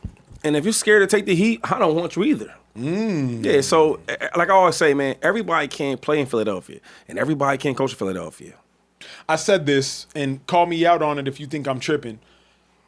At this point in time, offensive coordinators, they know that Jalen Hurts, his game is limited. Really good player, all-pro caliber player, Super Bowl MVP player, so it goes without being said, but they know his game is limited. Do you think there are any reservations to coaching Jalen Hurts, and that's why some of the offensive coordinators are like, yo, I don't want those issues? Or is it just, bro, Kevin Patullo's house got egged. Family was in danger. Wife and kids were in danger. Is that the factor? What do you think it is if you're an OC? I don't know if it's because Jalen Hurts. I mean, he is a successful quarterback. And mind you, the comments I made about him, people act like I'm saying he's terrible. No. It's just that when you talk about being limited as a quarterback, when you look at Jalen Hurts, when I speak on him, I need him to run the ball too, right? Just because you heard the people screaming about passing, yeah, you could pass the ball a little better. Yeah, we probably have a better offensive passing schemes a little better, for sure. But what makes him special, he can run. And when he's not running, now he is kind of limited. He is in the box. Same thing if a quarterback can only throw the ball and he can't run, right? He has limitations on him. So when I look at Jalen Hurts, if I'm his coordinator, I'm having him RPOs. I'm having him run quarterback-driven passes. I'm having him take shots deep because he has a really good deep ball. I'm having Jalen Hurts do everything, right? And maybe some things that's not comfortable for Jalen, you challenge him because he can do it. One thing I will say about Jalen Hurts, my quarterback, is that I watched him over the years develop where he was scrambling out the pocket way too much. Then that slowed down. Being able to read a little bit. Okay, that was bad. Then that got better. So he is getting better. I think it's another step for him to take, even as successful he is. So my thing is, if we get a coordinator in there, utilize everything that Jalen Hurts has. And that's his arm, that's his deep ball, and that's him running the ball. When you can run the ball, you put so much pressure on the defense. Yeah. That's the thing about Jalen Hurts, is we can't just only look at him throwing the ball. You got to look at him on every level as a runner. Yeah. I remember, 2 years, his biggest year, the MVP year, we ran so many quarterback draws. Why not? Why not? Even the tush push. That's my thing. You got to use everything with him. So whatever coordinator that we do get, you got to be able to utilize all Jalen Hurts' skills and talent. Yeah. I agree with that. Instead of just having a plug and play, hey, we can get an offensive coordinator here. You need someone that is actually willing and ready to work with Jalen Hurts and have a system that is built around him that works. The Eagles requested to interview the Cowboys offensive coordinator Clayton Adams for their offensive coordinator position, but Dallas actually ended up blocking the request per leaked sources. Makes sense. It definitely makes sense. I think that would actually be an amazing hire for y'all if y'all got Clayton Adams, but I think it's a situation now, Acho, where the Eagles are trying to be more diligent about this. And I think that's actually not a bad thing. I think whoever they do end up getting, it's not just going to be a very comfortable hire. There was rumors about Jim Bob Cooter. Is that what his name is? The Indianapolis Colts OC. I didn't like that hire at all for them just because I felt like he has so much familiarity with Sirianni. How does that optically look any different from like a Kevin Patullo hire? I think the Eagles, though, now they're going to be a little more diligent. I like the Bobby Slowick idea. I think that would actually work a lot, but it'll be interesting to see which one of these OCs gets Jalen Hurts' legs involved, though, as well, like you said. Yeah, I really want the day ball because he had a guy like Josh. I mean, he had like Daniel Jones, and those guys were similar to Jalen because they can throw the ball and they can run the ball. I want a coach that is familiar with a player like that because if I had a quarterback that can only throw, damn, a 3rd and 6, 3rd and 8, but now that I got a quarterback that can run, I can do so many more different things. And I think that's what makes it so hard to defend quarterbacks like him. You get what I mean? Yeah. So whatever corner we do get, you got to be able to utilize Jalen Hurts' legs as well as his arm. I think if the Eagles don't get Brian Daboll, they're in trouble. I'll say that. Wow. If you don't get Brian Daboll or Joe Brady, you're in trouble. Because outside of that, who's going to be exciting for Eagles fans? And the first thing you got to do is you got to get the Eagles fans excited because you don't get a second chance at a first impression. So if you go hire some no-name or some back-end offensive coordinator and they struggle early, you know what the Eagles going to say and do? Eagles were not excited about Kevin Patullo. I remember when they made that hire, Shady and I were at another show and we're kind of like, Googling, wait, who is he? Eagles fans were not excited about Brian Johnson. That's Eagles, though. You know what I mean? But Eagles, when you heard that name Kellen Moore, it was like, oh, hold on. A couple cats sat up straight because everybody knew Kellen Moore was kind of an offensive wizard. Say what you like about him, he was an offensive wizard. We weren't excited about Shane Steichen, but nobody knew who Shane Steichen was. So I think the first thing is like Brian Daboll, exciting. Joe Brady, incredibly exciting. Both of them have coached Josh Allen, and they've gotten really good stuff out of Josh Allen. MVP for Joe Brady, Josh Allen, and Brian Daboll. Shady can attest to it. He helped make Josh Allen Josh Allen. Outside of those two, I think it gets very unexciting very quickly, and I think Philadelphia Eagles fans, you have to ask yourself, what's up? Because it's not the weather. It's not, maybe for Mike McDaniel it was the weather. It's not the weather. I do believe if you're an offensive coordinator, you're saying to yourself, why would I go over there to be scapegoated? Absolutely. Like, why would I go over there? If it don't work, now it's going to be on me. Why would I go over there? I probably won't have a say over the run game because Jeff Stoutland's the best offensive line coach of the generation. He's going to probably install the run game. Shady can speak to that better than I. So if you're going to be an offensive coordinator, your quarterback might hamstring you, the franchise might hate you, and you might get scapegoated. That's every team, though, man. I think Philadelphia is probably bigger because of the marketing and how good the team is. But the way you talking, man, shoot, you scary. Yeah. Who want a scary coach like that? Oh, my God, I don't want nobody like that. Listen, if you come in Philadelphia, first of all, you have the best of the best. Yeah, you have the best offensive line you're going to have. Mm-hmm. You're going to have the best running back. You're going to have an elite quarterback. Well, you know. Yeah, I got you. Yeah, good enough. Yeah. Okay. Super Bowl MVP quarterback. There you go. Yeah. And then wide receivers. Yeah. It's probably a top 3 dual wide receivers. So, and then the defense is nice. All I'm saying is everything you need and you want, you're going to have that. Yeah. So I don't know why our coach wouldn't want to come to Philadelphia to coach other than he's scared. What the fans might say, what the media might say. Other than that, that's it. Yeah, I don't think these coaches are looking at this. And honestly, that to me is the concern, though, because I think offensive coordinators should just be begging to get this job. Mm-hmm. This job, if you go in and you do well, has just shown, hey, you're going to get a head coaching opportunity within a year. Immediately. You're going to go, if you do your job as the Eagles offensive coordinator with the roster they have, you're winning a Super Bowl. They scary, You just though. are. You just are. So the fact that they're, I think, to Acho's point, though, go ahead. Why is there that drawback? Why don't they have people lining up trying to take that job? Like, to me, there has to be something behind the scenes. I just told you. They're scary. But at 2-5, I do think it's 3-pronged. I do think offensive coordinators want to go in there and run their offense. Mike McDaniel's going to be free with the Chargers. Nobody's going to tell him what to do. Yeah. Jeff Stoutland is probably going to have a big say-so in the run game. I think that's one thing. I think the second thing is Jalen Hurts. Like, at the end of the day, you know that your quarterback is limited as a passer. And so your playbook now becomes limited as a play caller because your quarterback is limited as a passer. The third thing, I think, for what it's worth, if you have a wife, if you have kids, I'm sure weather might matter. Mike McDaniel, he's considering the Raiders job, but he's not considering the Buffalo Bills head coaching job. Make that make sense. So, I think weather might matter too. And then I think what Shady said. I think it was scary. I like him as a offensive mind, but I know he won't fit in Philadelphia. All that stuff, the way he has interviews, that ain't going to Philadelphia. Yeah. You're going to have fans checking you.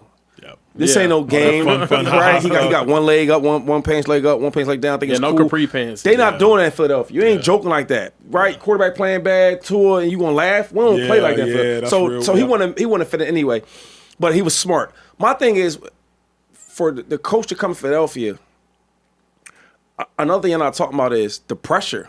Yeah. We are not the Chargers. We are not the Browns. Who else is out there? Who else is out there that everybody's job hunting? The Cardinals. We ain't the Cardinals. Yeah. We ain't on these teams, these losing teams, Yeah. losing franchise with half the stadium is the opposite opposing teams. We ain't that. We the Eagles, and we win, and we have a high standard. So every coach can't come in there and just feel super comfortable. You know why? Because if we lose, we looking at you because we don't lose. It's funny. This year, we go to the playoffs, we win a division, and everybody act like we got the number 1 pick in the draft. We did that bad. That's the standard in Philadelphia. That's the standard. So everybody can't come there and coach. And like I said before, everybody can't play in Philadelphia because they don't have thick skin, and everybody can't coach in Philadelphia because they don't have thick skin. So we got to find the right coaches that's cool for that. Look at all the stuff that Nick Sirianni goes through. All he's ever do is win games and go to playoffs and win his division and go to 2 Super Bowl appearances and win one of them. Yeah. And they still be called for him. Yeah. You know why? Because that is Philadelphia. Yeah. And if you can't make it in Philadelphia, you can't come there. Yeah. It ain't for everybody, baby. Do you guys think the Sirianni factor has anything to do with it though as well? What? I'm gonna come here and Being turn a this winning all, coach? Well, no, I'm gonna come here and turn this offense around, and then Sirianni's gonna get all the credit at the end of the day. I'm gonna have to go somewhere else. It's not true. you That's know- not true. Like- That's not true. I think what it actually could be is It's not true, god darn it.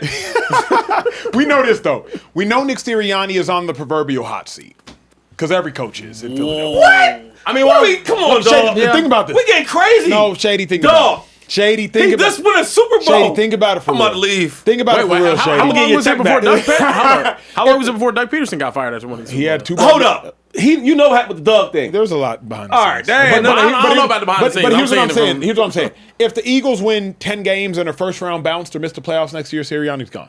That's not true. What? That's not true, yo. Shady. Okay, Sirianni's job is not the most stable. Oh, this is so crazy. How not? Acho? Listen, real quick. He's been there for 5 years. I'm gonna get the number right. Is it 5? I think it's 5. And in 5 years, he's won a Playoffs. division 3 times. Yep. All right? He's been to the Super Bowl twice. Check. He's been to all 5 playoffs every year. And he's won a championship. And you tell me dude's on a hot seat? We not being serious. Because it's Philadelphia. Man, we not being serious, No, dog. you can't say the standard is like one thing, but then it's And like then I'm say- saying every year you're not gonna win a Super Bowl. yeah, no, but y'all Right? disappointed though that y'all like you just Wait, said y'all 2 being minutes funny. ago. And you know what? My son's in the building, and I'm Yeah. not about to curse and act crazy. That's fair. My parents are watching. This Yeah, is true. look. This is Oh, true. we got any super chats, Trey? We do have some super Talk chats. to me. Listen, we got a lot that we could get to. They've been on my head. They're like, Trey, what about these super chats? Okay, I'm do my best. All right, y'all been going crazy. We got a $50 super chat from Mac Wild said, while the idea of Sam potentially being a Super Bowl MVP makes me sick, Shady should wear his jersey for the post Super Bowl show if he pulls it off. Shady, you down for that? No. You not wearing a Sam Darnold jersey? They sell the jerseys? Okay. No, I'm saying I didn't know. It's cool. I'm gonna keep it No, moving, everybody- Shady. everybody- No, Shady, it's cool. I mean, I always had a top 5 joint for like 5 years running. I don't know. You know what I mean? yeah. Like the stadium had all Nobody type had a of hard time finding your jersey. It was everywhere. But Sam Darnold, No, if he win the Super Bowl, I'm like- not. Well, I'm not a Seahawks fan, so I don't know. Can I okay. get a jersey in the LA store right now? I'm asking. Can I go right now to what's your favorite store, son? It's Foot Locker's. What is it? Can I go to Foot Locker and just pick out? Let me get number 14 for the. In Seattle, I'm sure. I'm not in Seattle, they Seattle. I'm got not in them. Seattle. I'm being. Yeah, I'm well, being- they have shipping. We You might can have get to you a go to- you jersey might have to go shipped. to We can ship you a Yeah, jersey. you gonna do all that to get We can somebody? get you a, we Wait, can wait. get you a jersey shipped, I though. don't Wait. You gotta do all that to get a Super Bowl quarterback's jersey? Because I can go out to get Drake May's joint tomorrow. Want to see? Here in LA, you can?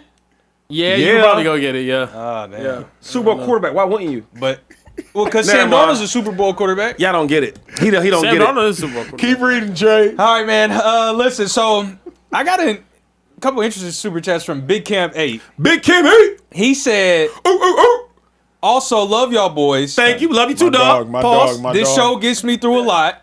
I'll be a normal name soon enough when I get a new job. More money on the super chats. Trey needs that desk ASAP. Hold on. That's false. And new year, new desk. Right? That's what we You thought. are looking for a new job, so you don't have great job security, and you super chatting? He did. And wait. That's what he's saying. He's saying he'll get more money when he get a new job. But he doubled down. Black man working, homie. Don't do Doubled that. down and said, now take that jersey off, Lambert.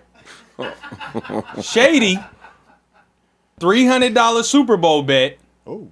And when my Seahawks win, you got to come out to ATL and kick it with your boy. Whole crew if you can. Oh, wait. Now, listen. Before y'all go. I want to do it anyway. I mean, I'm in ATL.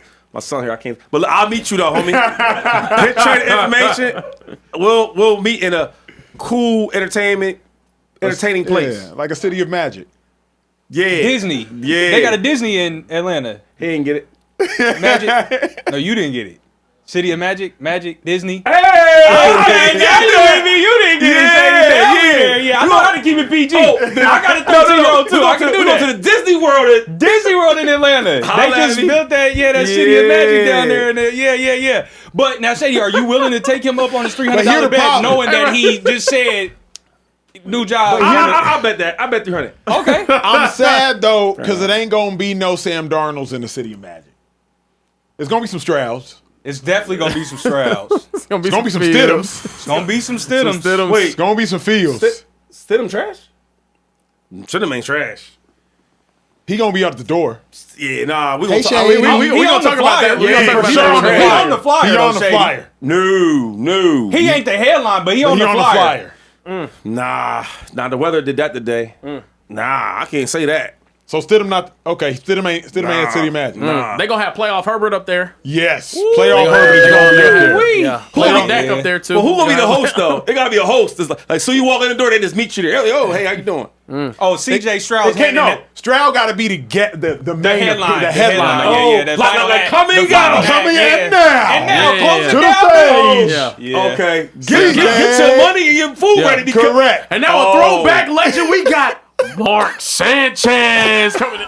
Wait, Mark not up there though. Mark not there. Mark not there though. Mark not Mark- there. He might Mark can't. talking about fumbled this- on his offensive lineman, CJ We're Stroud. talking about this playoff. No. On his offensive Mark- line. Mark CJ saying that's a Stroud throwback. He is probably crazy. can't fight, but he ain't on that list. He not there. He probably can't rumble.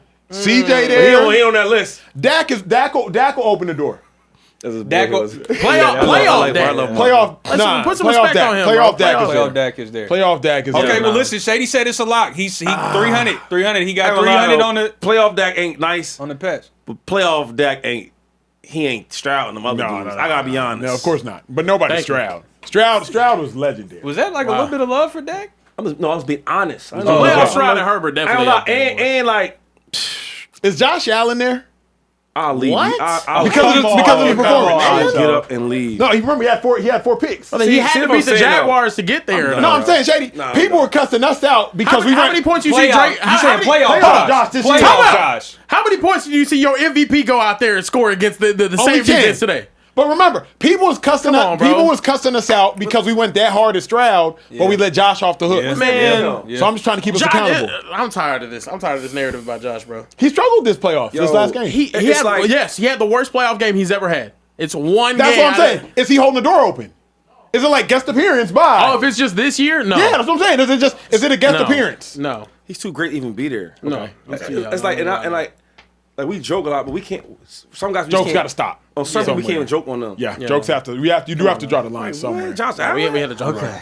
Joshua Allen. Josh ruined the Keep joke. playing. You ain't Haley gonna have it. You Steinfeld, keep playing. That's wild. Yeah. Any more? I do have some more 50s, but it's your Okay, call. two more 50s. Two more 50s. Okay, all right, cool. So Hey, you LT don't need Vars- no new desk. I don't need a new desk. Right. Shady, it's a Man, you need little, no new desk, huh? it's a little wobbly. I ain't gonna lie. Yeah, This I'm joint like, kinda, oh, you see it's it? kind of rickety. Look at it. Hey, It's shaking. Man, Karen, look at this out there. Shaking like some Stroud over there. bar man. at the bottom, spinning in place and stuff. Karen got a tight, you know what I mean? Got a lot going But on that's over here. that's on him though. That's more on him. That's because he ain't got his goal yet. That's Yeah, so. yeah, but that's I got my what? Once you You hit got your your weight goal, goal. it's Oh, not yeah, by gonna the be as way. tight back there. We down 12 already. Down 12 We pounds? down 12 already, Okay. bro. God, Hey, yeah, I'm yeah, talking yeah. about to lock in. We down 12 already. That's Health it. as well. We down That's 12 I haven't already. seen you in a long. You look the same, homie. He does I look got the you. same. He does Okay. look the same. We got the whole list of it. It's all good. But Okay, down yeah, 12 it's all matters. charted. down 12 matters. Yeah. Two more down super 12 chats matters. before we Okay, get listen, in. We got a more. lot more to go. ALT Var said, man, this guy stinks. Shady, just give him his props. He's going to the Super Bowl before Lamar and Josh. Nobody had that on their bingo card. I can guarantee you that. So come on, Shady. Just say Sam Cook one time and now take a shot. Hey, I will argue to And say now this. take a shot. Wait, He said, "Who stinks?" He's talking about you. He's saying like, oh, damn. this guy stinks. Yeah, he's saying your takes on Sam stink, brother. Hey, man. What did I say bad about Sam? You didn't say enough. I good. say- It's not that you said anything bad. You didn't say enough good Yeah, about you him. didn't say enough good. He's going to the Why- Super why- Bowl, Shady. See, we changed the narrative of these quarterbacks. Why would I say more good about him Then Kenneth Walker. than JSN? And JSN. Why would I do that? Right. Why would I do that? Then say both. No. So they were both amazing. But why would today. I talk better about him than JSN? Why would I do that? Jackson Smith is like the reason. Is he not? Yeah, I watched him today, man. He threw some 4-yard passes.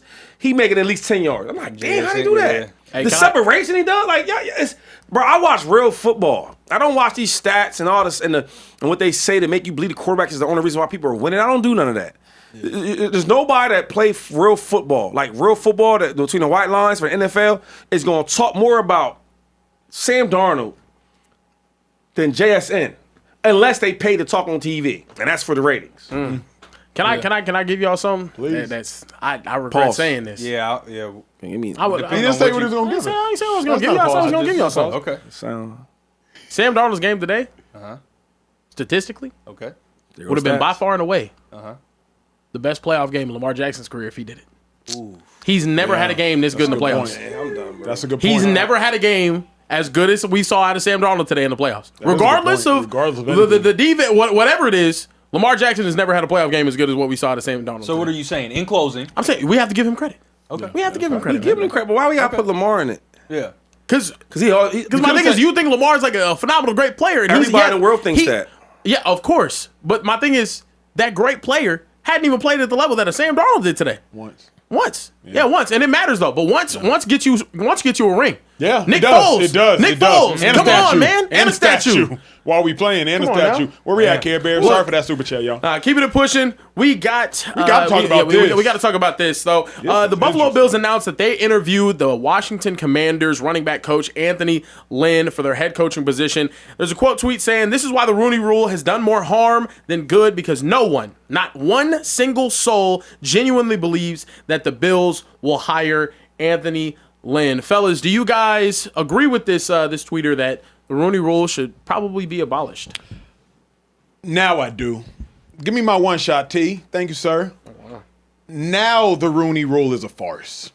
I love the intention of the creation of the Rooney Rule. Black coaches do not get the same opportunity as their non-black counterparts. When you look across the National Football League, especially as you looked at it 10 to 15 years ago, you saw 32 teams and you would see 3 to 4 black head coaches. You see 7 black head coaches. Obviously, several people want to see more black representation from the head coaching level. But the reason I believe the Rooney Rule is now a farce is now individuals are interviewing black candidates just to check it off a list as opposed to interviewing a black candidate because they have a legitimate opportunity for getting a head coaching job at that place. Rooney Rule, for those that are confused, Rooney Rule suggests that if there is a vacancy, you have to interview 2 black head coaches, if I'm not mistaken, before you make a hire. You have to do it. But when I first knew it was a farce was after Chip Kelly got fired. And after Chip Kelly got fired, y'all want to know who the Philadelphia Eagles interviewed first? They interviewed Deuce Staley. I knew beyond the shadow of a doubt the Eagles were not hiring Deuce Staley, black running back coach. They interviewed him just to check that off the box. And then after that, proceeded to very quickly hire Doug Peterson. They were just checking off a box for the Rooney Rule as opposed to the Rooney Rule actually having a positive impact among diversifying the league. Now, for those asking, why do we need more black head coaches? Take it from a couple black players. Shady played 12 years, so if you don't want to acknowledge what I did in the National Football League, a guy like Shady McCoy. When you talk about the NFL, it's about 77% people of color. So you got 77% people of color, but it's being coached by a whole bunch of people that can't identify. Hence why we have the tension between Kevin Stefanski and Shedeur Sanders. And y'all know I ride for what Kevin Stefanski can do as a coach, but I do acknowledge there is a cultural difference between Kevin Stefanski realizing how to relate to his players. So I no longer am a fan of the Rooney Rule because I just think it's a farce. I do not think that the Rooney Rule is still having a positive impact on the National Football League. But it's a very nuanced and a very detailed conversation. And for those that are saying, and Shady, my bad, I got a lot to say on this. For those that are saying, you got to hire somebody based on merit, I remind you, the NFL has rarely ever, if ever, hired based on merit. The NFL has historically hired based on cronyism and nepotism. Cronyism, you hire your friends. Nepotism, you hire your family. The NFL, you don't hire based on merit. You think about Jerry Jones. Jerry Jones has had about 37 vacancies as it pertains to offensive coordinator, defensive coordinator, and head coach. And I believe he's hired 2 black individuals in totality across those 3 different individuals. He's made 37 or so hires between head coach, offensive coordinator, defensive coordinator since he's been the owner. So the NFL has never been a meritocracy. You don't hire the best candidate. You hire people you know. You hire people you're familiar with. Why do you think Kevin Stefanski got the job and he instantly hired the same offensive coordinator that he fired when he was in Cleveland? Make that make sense. It's not meritocracy based. Why do you think if you look at the coaching staff, who was Pete Carroll's offensive line coach? Oh wait, it was, I believe, Brendan Carroll, his son. So I do believe you do need at times some rules in order to make sure you can maintain the meritocracy of it all. So I'm not saying hire a black person for hire a black person's sake. I'm just letting y'all know that you rarely ever hire the best candidate. You hire the candidate you homies with. And so the NFL did need rules in order. I just no longer believe that this rule is still productive. On some of that stuff you said, I agree with, but some I don't. Talk to me. The Rooney Rule, I actually like it. I like it because, first of all, Anthony Lynn here. I don't know if you guys know his backstory, but he used to coach for the Buffalo Bills. Yep. I don't know if you knew that. And he was the assistant head coach for the Buffalo Bills. I don't know if you guys knew that. When Rex Ryan got fired, he took over as the head coach. And we won a couple games. Yep. The offensive run game went way up. He was an ex-running back. And he's a Super Bowl champion for, the Niners. So there's a possibility that he might get this job because he did work for the Buffalo Bills and he did win. And he went to the Chargers, and he was a solid coordinator and a solid coach. True. Another thing I like about the Rooney Rule is only thing needs to happen is one of these black head coaches to go out there and win a Super Bowl, and things will change. Let me tell you why. Talk to me. Before I got to the league, you see all these white quarterbacks, right? And that was like the main position. Supposed to be the smartest, most important position. The league was full of all white quarterbacks. And then as more black quarterbacks got the chance to play, they start winning and getting to the playoffs and doing this and doing that and winning MVPs. Now it's like, damn, if we want to compete to win a Super Bowl or have an elite quarterback, we got to get either a scrambling quarterbacks, because back in the day they said, the black quarterbacks can do anything but scramble. Get a scrambling quarterback or a quarterback that can win. And them dudes was black quarterbacks. So now when you look around the league now, you see full of black quarterbacks. Yeah, preaching. Where you never seen that before. And the reason why is because when the black quarterback got a chance, they start balling out, going to playoff games. Oh, wait, now they win the divisions. Oh, wait, now they go to the Super Bowl. And now you have guys like the Patrick Mahomes we all dream about having. The guys like Lamar Jackson's. Yeah. Right? Yeah. Russell Wilson has a lot to do with that. Yeah. So when you go and you start winning, everybody wants to win. In sports, especially in American sports, it's a copycat league. Yeah. Nobody want to shoot 3 balls. Steph Curry do it. They start winning. Championships. Now everybody shoots threes. Yeah. Right? Quarterbacks. Nobody want to know scrambling quarterback. You start winning with black quarterbacks and start scrambling. Now everybody, I don't care what color you are, you got to be able to scramble or extend plays. So I think with the Rooney Rule, once we get a black coach in office, once they start winning championships and winning divisions, that's when the change will happen. Changes everything. I truly believe that. So, so the Rooney Rule, you don't even get a chance to be a coach in there and get an interview without this rule. Yeah, I think my drawback is the rule exists to give opportunities to black head coaches that would have otherwise not gotten them, right? At all. And the thing is, you're interviewing these coaches, but whenever you have situations like maybe the Anthony Lynn one, and I'm not here to say that the Buffalo Bills aren't really taking it seriously, but you're right. Like there has been a bunch of situations where these organizations are just interviewing these coaches to mark something off of the checklist. My question is, if you repeal that, right? One, will black coaches still get opportunities to interview for these jobs? Likely no. But even then, the organizations that are just marking off a checklist, they weren't going to hire that black coach in the first place. And that to me is kind of where it lies. So I struggle with it because I think if an organization was going to give a black head coach the opportunity, they would. They just would. And the organizations that don't want to give a black head coach the opportunity, they're just checking off. They're checking something off of a list.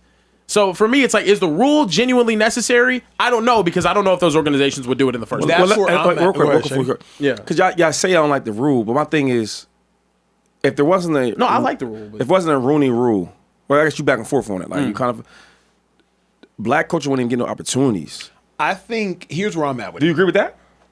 I used to. Where I am now is the Rooney Rule didn't get DeMeco Ryans a job. DeMeco Ryans playing for the Houston Texans got DeMeco Ryans the job for the Houston Texans. He was drafted there. I think it was Defensive Rookie of the Year there. DeMeco Ryans having the #1 defense for the San Francisco 49ers got DeMeco Ryans the job.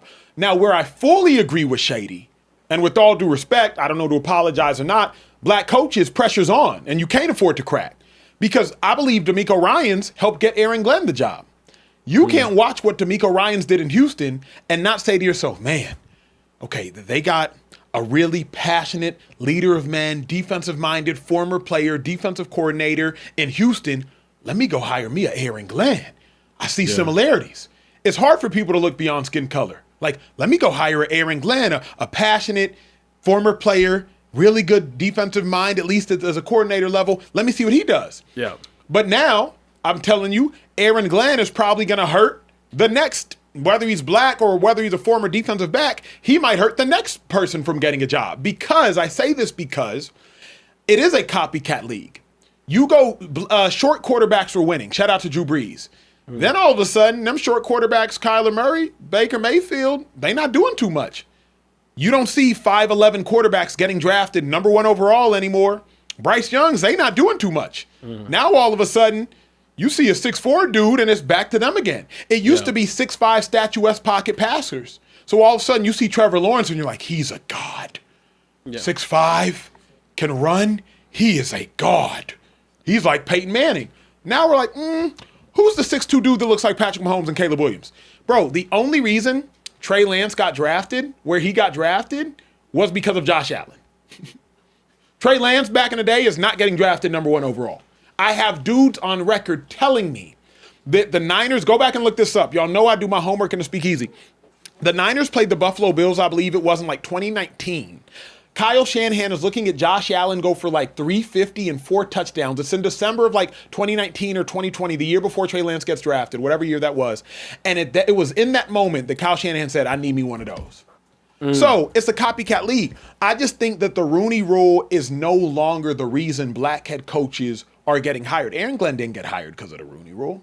Yeah. No, Aaron Glenn got hired because he was good in Detroit. Would you say Mike Tomlin got hired because of the Rooney Rule? I think Mike Tomlin got hired before the Rooney Rule. Was I believe it was Lovie Smith got hired the year of the Rooney Rule in 2006. And by 2009... No, Lovie Smith got hired because of the Rooney Rule maybe in 2003. And like 2 years or 3 years later, for the first time, we saw 2 black head coaches in the Super Bowl. Yeah, Dungy so I and, believe the Rooney Rule was absolutely necessary. Yeah. When it was first instilled, Lovie Smith gets hired immediately following the Rooney Rule, and maybe Mike Tomlin gets hired after the Rooney Rule also. Apologies, I'm doing this all off the top of my head. Yeah. But after the Rooney Rule, Lovie gets hired, and within 3 years, 2 black head coaches for the first time in NFL history are in the Super Bowl. Yeah. It's not a coincidence. Yeah. So I think maybe Lovey got hired, and some coaches have for sure gotten hired because of the Rooney Rule, because sometimes it's not until the interview that you realize, oh, dang, this person's the best person for me. Yeah. Yeah, then if that's the case, then I think the Rooney Rule should stay. Because if the case is these teams can be swayed by the presence or the appearance or whatever it is that happens in that interview, it wouldn't have been possible otherwise if it wasn't for the Rooney Rule. But what about the embarrassment it's doing to, like, Shady, you were there. I think you were there. You know, you got traded.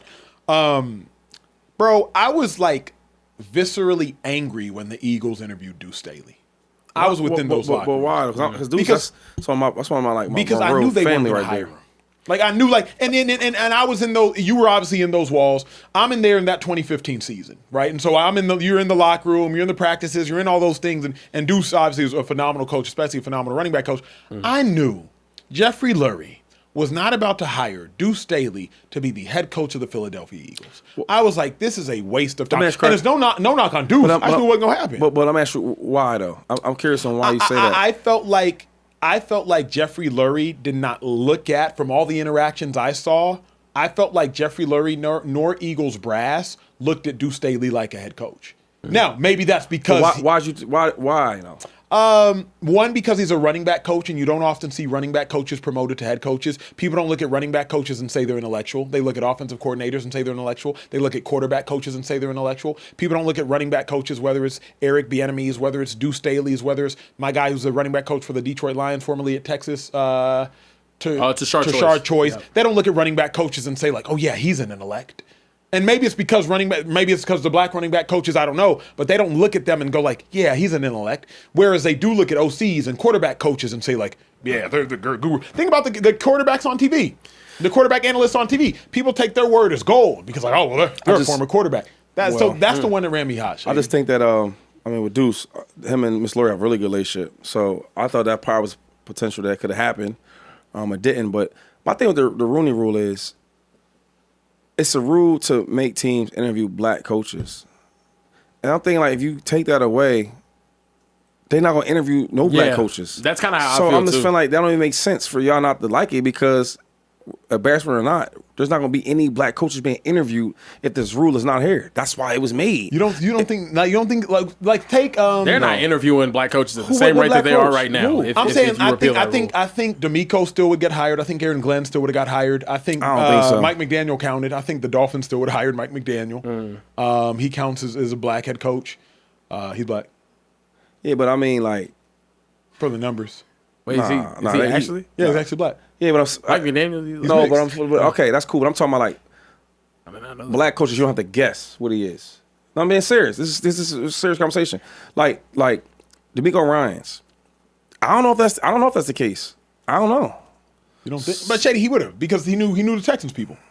But I think that also either hurts or helps my point. But there's a lot of my point is like, there's a you lot of hire your friends. But there's a lot of players that play really, really well, and then they coach. They don't just get opportunity to be a head coach. Majority of the NFL is black. All the best players are black. Yeah. So why won't we get a shot if that's the case? Okay, here's my thing. The Rooney Rule helps. If the Rooney Rule was working that well, don't you think there would be more black head coaches? If the Rooney Rule wasn't here, it wouldn't be no black coaches being interviewed. It's hard to disagree with that. But think about it 'Cause though. We haven't seen too much. We're in a world where you think they just about to let's just call a million black coaches. No, they're not doing that, right? Agreed.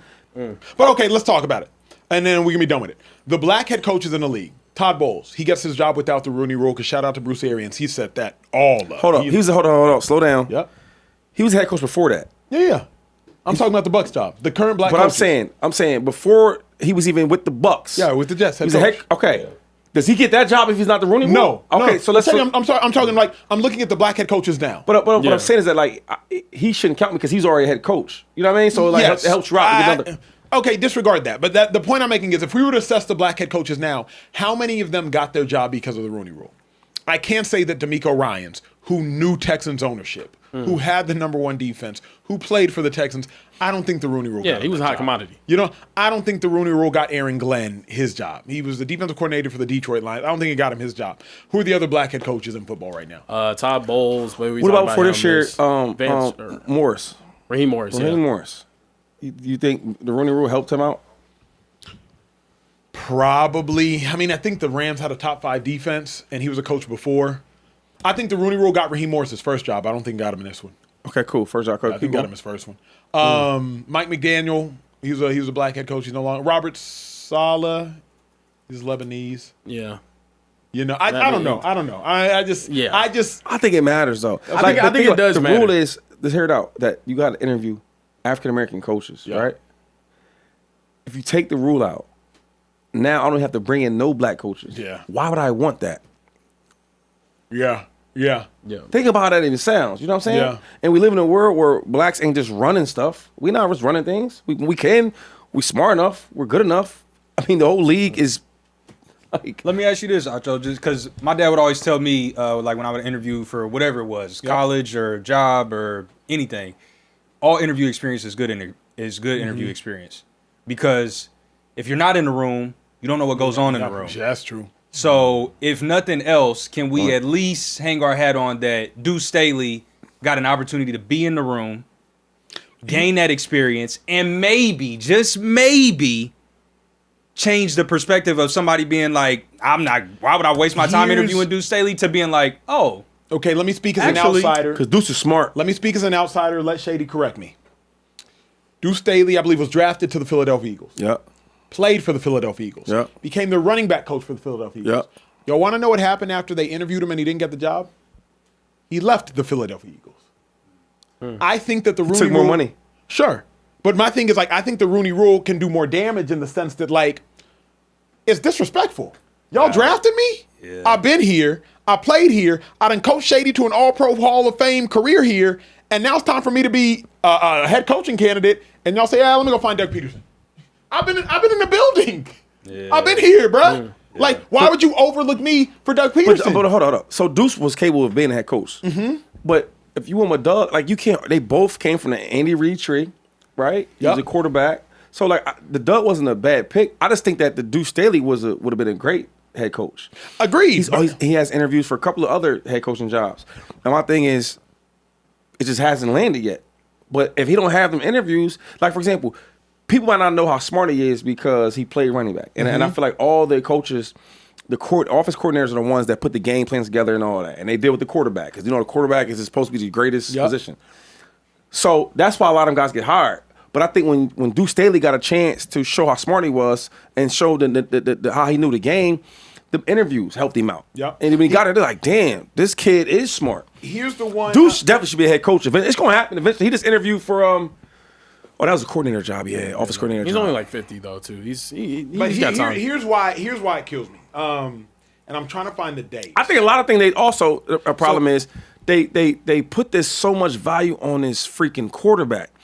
And now when that coordinator has a really good year, we're like, oh my God, we got to get him for our quarterback. That's why things be going the way it's going, because he's make this narrative about the quarterbacks. It's the truth. Here's why hired Doug. Here's why it kills me.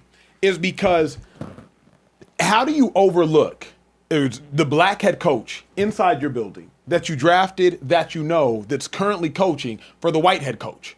If the Rooney Rule was really going to be like, oh, that now, again, I think you should have hired Doug Peterson. He went on to win the Super Bowl. He's a phenomenal head coach. But I'm just saying, the only reason I didn't like it is because, Deuce, they just used you to check a box.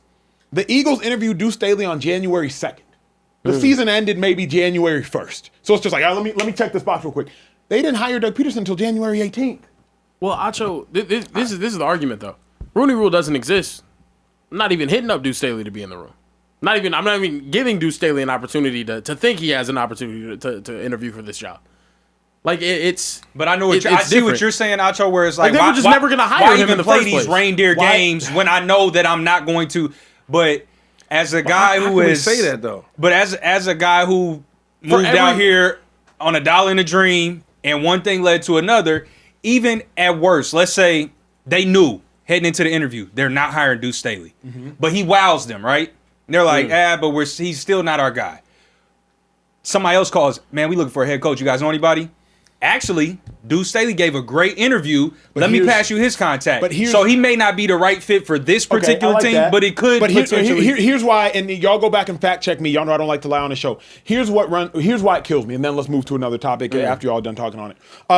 The Eagles season didn't end until January 3rd. Chip Kelly got fired with like 2 weeks left. Yep. You interviewed Deuce on January 2nd. Yeah. And again, I remember this vividly. I was on that Eagles team up until Thanksgiving when they released me. So I remember this year vividly. I was like, oh, this is a Rooney Rule joint. It's like, you know what? Let's check this box. Why? So we can hire our next coach ASAP. Yeah. But we can't hire another coach until we interview the black coaches. So Deuce, you're already in the building. Hey, let's interview you before the season's even over. Because if I can get these 2 black interviews done, and I think it was just 1 black interview at the time, if I can get this black interview out the way, I can get to who I really want. Yeah. But my thing is, they were dead set on getting the guy that they wanted in the first place. So they ended up getting him. But also at the same time, for every Deuce Staley, Anthony Lynn, whoever else, Eric Bieniemy at some points as well, which is crazy. For all of those guys, there's a Mike Tomlin. For all of those guys, there's a Todd Bowles. And to me, that's a net positive because those Tomlins, those Bowles, maybe it was back in the day. We could talk about it being new. The opportunity would not exist if it wasn't for the Rooney Rule, for there to be this many black coaches in the National Football League. I agree with that. And because of that, I understand that there's going to be organizations that tick that box, but as we move on, the more black head coaches that get an opportunity, the better, in my honest opinion. Well, I think, and co-sign that for the record. Yeah. Like, I'm saying the same thing there. I don't want to stay here forever, so I'll be done with it. I'll be done. Where we at, kid, bro? Okay, look, enough about black head coaches. Let's talk about another black head coach, Coach Prime. There was a video released, and it was his conduct expectations and violations for his team during their winter meetings. $2,500 fine if you miss practice. College kids, you making that money now? Guess what? Gonna have to pay that fine like a pro. Do you guys have any issue with Coach Prime and the way he's Can you read some of those? I know at home I might not be able to read some of those. At home it's gonna be a little bit tough to read, but essentially On the field, sportsmanship, teamwork, and so late to practice, $500 fine. No show to practice, $2,500 fine. Late to meeting or a film session, $400 fine. No show to a meeting or a film session, $2,000 fine. Late to strength and conditioning, $1,000. No show to strength and conditioning, a $1,500 That's good. fine. Yeah, it's just a lot of fines. I love it and I hate it. Apparently, I think like it's to some degree illegal, which is why like I hate it. Yeah, if you don't have a collective bargaining agreement, you can't sue individuals because like they're not. You can't fine individuals because they're not technically employees. Yeah. However, the practicality of it, removing the legality, let's talk practicality. You want to get paid like you grown, I'm gonna treat you like you grown. I know y'all parents used to do that, say that to you. Oh, yeah. Oh, you want to act grown, I'm gonna treat you like you grown. I'm gonna whoop you like you grown. You want to act grown? You want to come home late like you grown? You want to miss curfew like you grown? Okay, pay these bills like you grown. Get this whooping like you grown. Chill out, Sean. So like, with that being said, I like it because Dion is like, hey, let me prepare these men to be men. And in the next level, you get fined if you miss treatment. You get fined if you miss meetings. You get fined if you don't come to practice. You can get fined if you miss weights. Bro, in the league, if I'm not mistaken, 2-5, you get fined like $498 for every pound you're overweight. Yeah. I mean, hold on. Why'd you... time out, bro. Time out, bro. Why he looked through the top of his glasses at me when he said, you get fined if you're overweight? This is crazy. I'm on weight this month. I have weekly check-ins. I'm actually underweight. Keep doing you, Care Come Bear. on, man. like, let's, Don't let the hate stop. This But is truly, ridiculous. like, so I like 2-5 that he's actually practically. I like, look, y'all want to act like men? I'm gonna treat y'all like men. Yeah, college, it's the NFL. I mean, you don't like the coach, I'm out. Yeah, you treat me a certain way, I'm going. Hit the portal. Going to free agency. Same thing like the pros. These guys make a lot of money, man. There's some guys making $250,000 a month. So it's like the NFL now. If you don't want to, do everything like you're supposed to, like the coach wants, like the rules I have, I'm gonna fine you. Because what can he really do now? Like nowadays, it's funny with the portals and everything. I can't even discipline a player a certain way like I want to. So now what I'm gonna do to you? I'm gonna take your money. And one thing I learned about this, and they not even rich in college. Yeah, people love their money. When you want to get a point across, you take a player's money. I won't even say this player's name because that's my boy. I mean, it's the job. podcast. Do your job. In Buffalo, this player that was really, really good, one of the best defensive players I've ever played with, and he couldn't get it right. And he was always late. He was late. So McDermott, okay, cool. He started finding my man $100,000, $150,000. Yeah, all that little money. I don't want $250,000. You can have that. $150,000. Yeah. For being late? Come on, man. No, he's kept being late. Just kept being late. I'm just late. You know what I mean? Like, I'm so late where I'm missing all the meetings. I'm just showing up. We got practice? Late. So McDermott said, okay, cool. That's why when I talk about changing a real franchise and changing like the culture, he find the brothers hundreds of thousands of dollars. Damn. And he still didn't get it. That's Oh, it was still late. Yeah. He probably fitting for like $500,000. I know this will be an unpopular opinion, but I'm going to give it anyway. Please do. I'm with you on the practicality of it. I like the idea of what it's trying to instill. It is a bit hypocritical for me with how much athletes get away with in the classroom. These types of things. Show up late at least when I was... Now, he has it for class 2. He does? He's finding Okay. you if you're late to class 2, but keep going. Okay, cool. So when when I was in school, athletes always showed up late to class. They never paid attention. They was always loud. They always sat next to each other. And they just were never locked in. Come on, Trey's getting crazy. Yeah. That's true though. Nah, so have this same energy for the classroom, which I'm glad he At does. least Dion, Yeah. what's the So fine? violation of team rules, 1,000 to 2,500. That's missing class, doing all that Okay. other stuff. Also, public or social media misconduct, 2,000 to 5,000 based on You know, severity. here's why practically I love this. Dion is teaching these dudes the world is going to hold you accountable. Now, Dion can't whoop you. Right. Dion can't call your mom and them whoop you. Can't take your phone and put you in timeout. But like, Right. the world holds young men, especially young men that make up the demographic of football players, holds them accountable. Yeah. So let me go ahead and prepare you for real life. Yeah. Because in real life, if you get that DUI, there's gonna be consequences. Right. In real Yeah. life, if you get that accusation, there's gonna be consequences. Yeah. In real life, if you tweet that thing, even if you delete it, there's going to be consequences. Like in real life, there are consequences.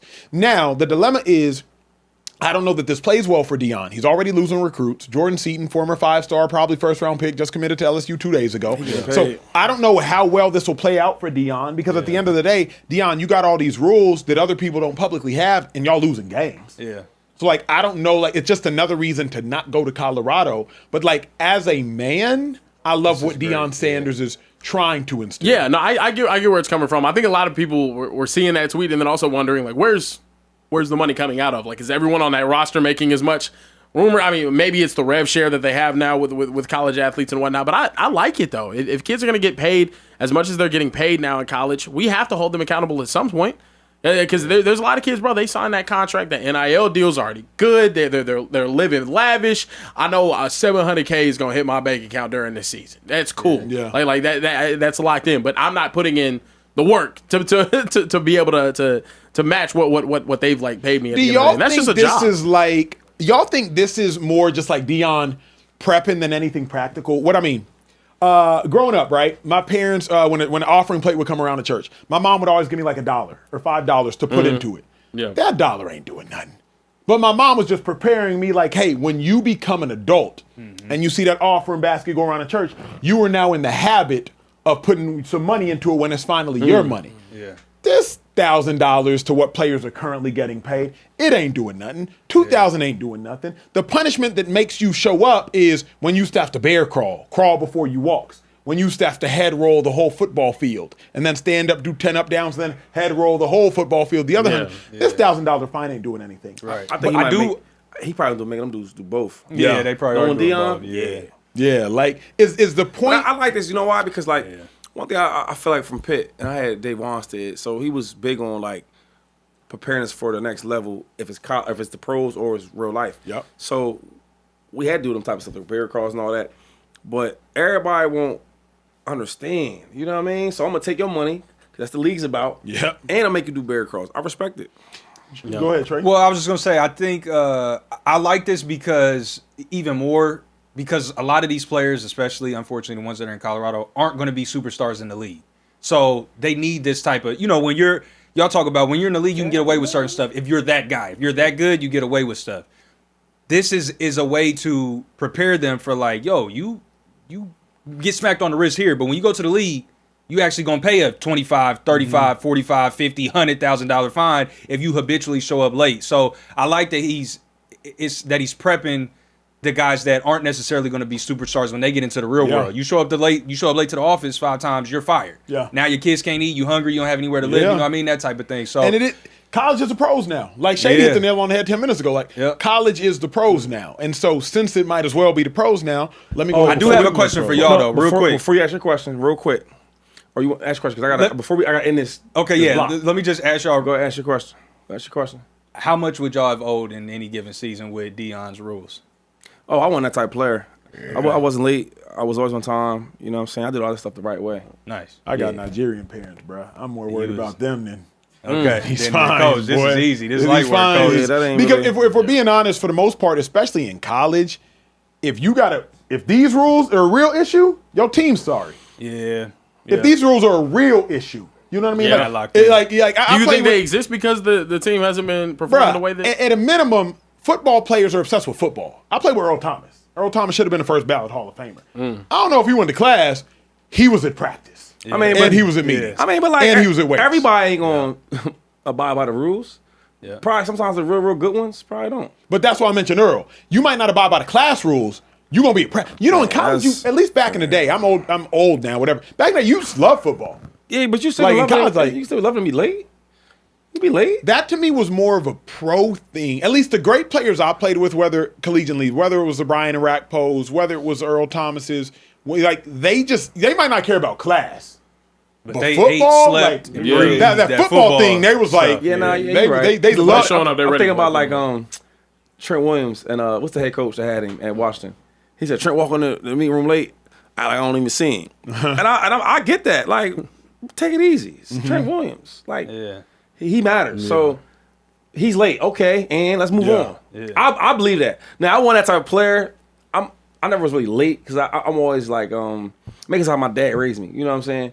But I might do everything right, Yeah. like other players might. You know what I'm saying? I might, you know, you can't have your shirt tucked out. I'm probably gonna have mine out. This is because I like the swagger. I like the But see, I think you you're can't talking talk trash.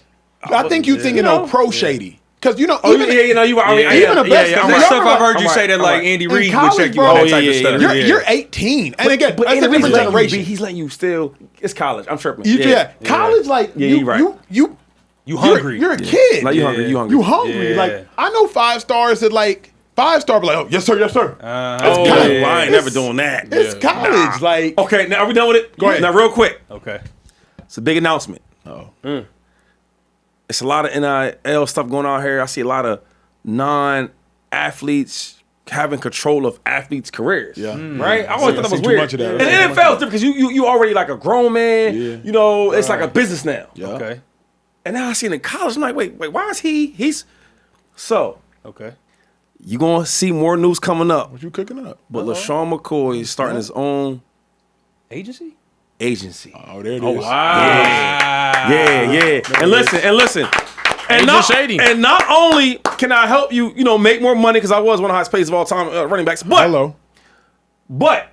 I could manage you like, okay, hold up, dog. Oh, I watched your game, homie. Let me show I can help you get better. Yeah, when you go to practice next week, work on these drills, work on this. Let's watch tape together. Every agent can't do that. They can't do that. You know what? I like the way you play. You remind me of Jonathan Taylor. No. You remind me of Saquon Bar. You know what? Let me call him and FaceTime him. Yeah, let's get that together because y'all need to work together. Yeah. Everybody can't do that. Everybody can't do that. Right. And I don't want no agents coming to my house telling me about what you know because you don't know nothing I know, dude. Hello. So, Yeah. I'm not saying I know everything, but what I am going to do, I'm going to get a game to these young boys because they not giving this game. They just taking their bread. Yeah, and that's guess right. what? I got bread, so I don't need to take yours. Now, here's the problem. What you gonna call it? Because Shady doesn't work Shady well as a business agent, name. yeah. Yeah, like the Shady Agent agency. Shady is like, Yo. Agency Shady. I don't know that. I know this. But when I jump in your DM and you see me, now you might be older, you might be young, you might not know who I am. I'm gonna show you what I should do, so you're gonna like that. Yeah. And I'm gonna talk to your parents, and they're gonna love that. Yeah. Hello. Yeah. Okay. We in the Now- ball game. Now, in the event that your agency needs like a head of social, by chance, Hold up. as long as there's no conflict of interest with my current employer, we would you be open to something like we that? getting warm. Cause listen, no, Okay. I'm not even joking. Look. Oh, okay. Talk to Yo, me. damn, I see your Instagram, homie. It's cool. It's cool. Yeah, but But I know a guy. I got somebody for you to get it popping. Yeah. Okay, I Yeah. like that. I Wait, like that. You want to buy that new chain? Whoa, you got enough money to get it. I know somebody something cheaper than that because you don't need nothing big like that. You need something cool. Yeah. Because you ain't earned that yet. If nobody else can tell me nothing because I already did it. Yeah. I already did it. Okay. Wait, you want to go to the club? We going to the club responsible. Wait. I mean, these Talking dudes, about what these does that dudes- look like? 16, Shady, 16, These 17. dudes is like 24. Oh, you getting the kid Oh, in the yeah, portal? the college kids, yeah. College and high okay, school. okay. Yeah, look, Okay. and we're going to be responsible. Have everybody. Listen, man, I'm going to get these boys right. Okay. Yeah. All right. So, and then, if you want to get real popping, I'm going to put a seat right here and then speak easy. Now, no drinking, Yeah, but a lot of talk. Okay. All right. Listen. Just so y'all know. I like it. Very interesting. My dog. And any parents out there, you want somebody to really take care of your kids the right way, holla at me, dog. Because you are also a father. father. So Yeah, you he just is. check off all the All the boxes. boxes. I'm a Shady. full-time father. Former player. My son, he in the you building know right the now. He business. is, yep. You a father. Yep. Man. You sitting on the idea, Shady. The son is in the building. We With could it. ask him. We could ask him how That is quality of crazy. father he is. So There are agencies. We can. we can. Yeah, we mean, can. What? I mean, his son. We could ask how quality of father you are. I don't know. Oh, man, I took to a little audition today. He had a little acting, little audition today. Okay. I mean, Oh, wait, he got y'all the do it. fresh. We'll get him out. Oh, I would do it. We'll get it. Keep it cooking. Look, Shady, we Kick left up the dust. Speakeasy for about 5 days. That's It's it. probably the longest gap in Speakeasy history. I hated it. It was awful. I missed it. But during that time, Shady, you went viral. He did. You went super viral. 3.6 million impressions Oh, on this my tweet right God. here. You said, I'm going to try to read it in his voice. It blows my mind to see all these garbage, trash QBs that was backups, talking negative about good starting QBs of today. Yeah. Yeah. That's the last I wanted to add there. But it's crazy because when I tweeted this, Yeah. I I do my ritual. I'm in the bathroom, take my little shower. Then I use the bathroom. Yeah. And I'm on Twitter. I'm like, Hold on, that's Wait, too much. after the Too shower? much information. We No, didn't need to I'm know saying, that. but We didn't need to I'm know just- that. I'm just telling you. Like, I didn't need to know But your we here now. process of But tweeting. wait, I was in the bathroom. I was now that I'm showering. sitting and there, I'm I'm sitting on taking the this toilet. shit. But now that we here, Oh, no. I don't want to be here. No. I don't want to be here. Because he said Start shower. over. skip that part. Skip that Start part. over. Just, All right. what are You you doing? were on your phone. What are you Let's doing? start Right. there. So So first basically, on television. So, okay, I'm having my breakfast. Thank you. All right, and Okay, I'm all right. I'm scrolling down, and a lot of people that I'm like cool with, like people just talking this talk about these quarterbacks. Like we're cool. We ain't like friends, but we cool, respectful. Hey, what's up? How you doing? Yeah. Boom. And I seen it like weeks ago, and like now it's got crazy. I'm like, yo, listen, man, I get it. The quarterback didn't play well. Just say that, cause you can't say that. Because if I start pulling your tape and I start this, well, damn, what was you doing? Why was you this? You know what I mean? You got to answer to that. And I think sometimes, like certain players can take criticism from certain other players. And certain players can respect certain criticism from somebody that's critiquing the game. But when you coming too hard at a player and you want like that, that's tough for me. I'm being honest. That's tough. And another thing I was going to talk more about it, but I don't really tweet for like, likes and subscribe. No, I don't do all that. But a lot of these elite quarterbacks, I know. I know, like, I could text them, I could FaceTime, I could talk to them. And when I talk to them, they be speaking on some of these dudes that be hating so crazy, and a quarterback can't get on Twitter and Instagram and talk how they feel. So some of that was me talking to quarterbacks that are really, really good that people were bashing, right, a certain way. And then I'm reading what you saying. I'm like, yo, you weren't even close to that. How you?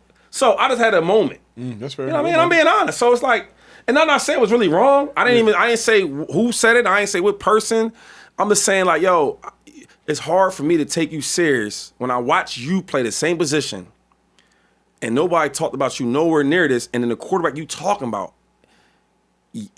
first of all, y'all not even going to speak because he's not going to speak to you like that. He might wave and keep it moving.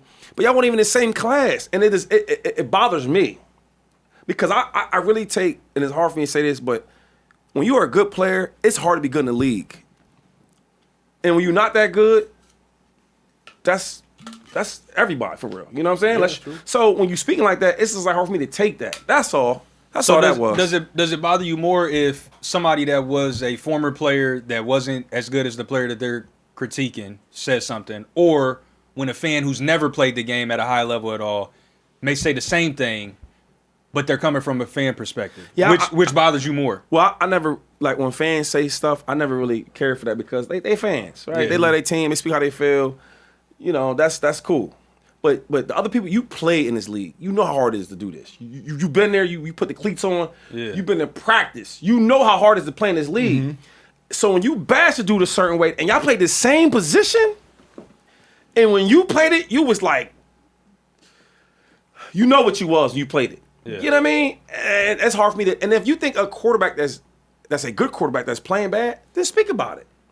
But when you start acting like he like the bottom of the barrel, it's like it bothers me though. Yeah, can I tell you what I took it as? I saw that tweet and I thought it makes sense. When a player isn't as good, I think they have every right to talk about the goods and bads because they made it to that level. From a fan's perspective, I look at it like that. Like, yo, you're a quarterback in the NFL. But whenever that player that was in the NFL starts saying stuff like what we saw Dan Orlovsky go out there and say and have to go back and backtrack and apologize, like CJ Stroud, 31 other quarterbacks would have been better. That was crazy. That's out of pocket. Like CJ Stroud has never been worst quarterback in the entire NFL bad. He had that game and he looked bad, and we all make jokes about it. But also at the same time, for you to sit there and say that he's the worst quarterback in the National Football League, that's a stretch. Now, Before you go, hey, Karen, real quick, and this wasn't even to Dan. You know, I didn't say Dan's name. Yeah. But he must have felt some type of way, but I don't know. But he actually he went on TV and he was like, you know what, I apologize. Because if he said, yo, man, this is one of the worst performances I've ever seen, I'm okay with that. Yeah. Because it was god-awful by CJ Stroud. Yeah. But when you said 31 other, it's like dog. And that's why he said apologize, because you know that's like CJ Stroud, He's not what we thought he was. He's not. But he ain't like garbage. Yeah. You know what I'm saying? And even I think you got to be intentional about how you speak. Because I was like, yeah, was I tripping? I said, what? His play was an abomination to the game. I didn't say CJ was. I said that his play, because we can collectively agree, his play was awful. It was real bad. And and my problem was like, saying bad was disrespectful to the word bad. It was worse than bad. Yeah.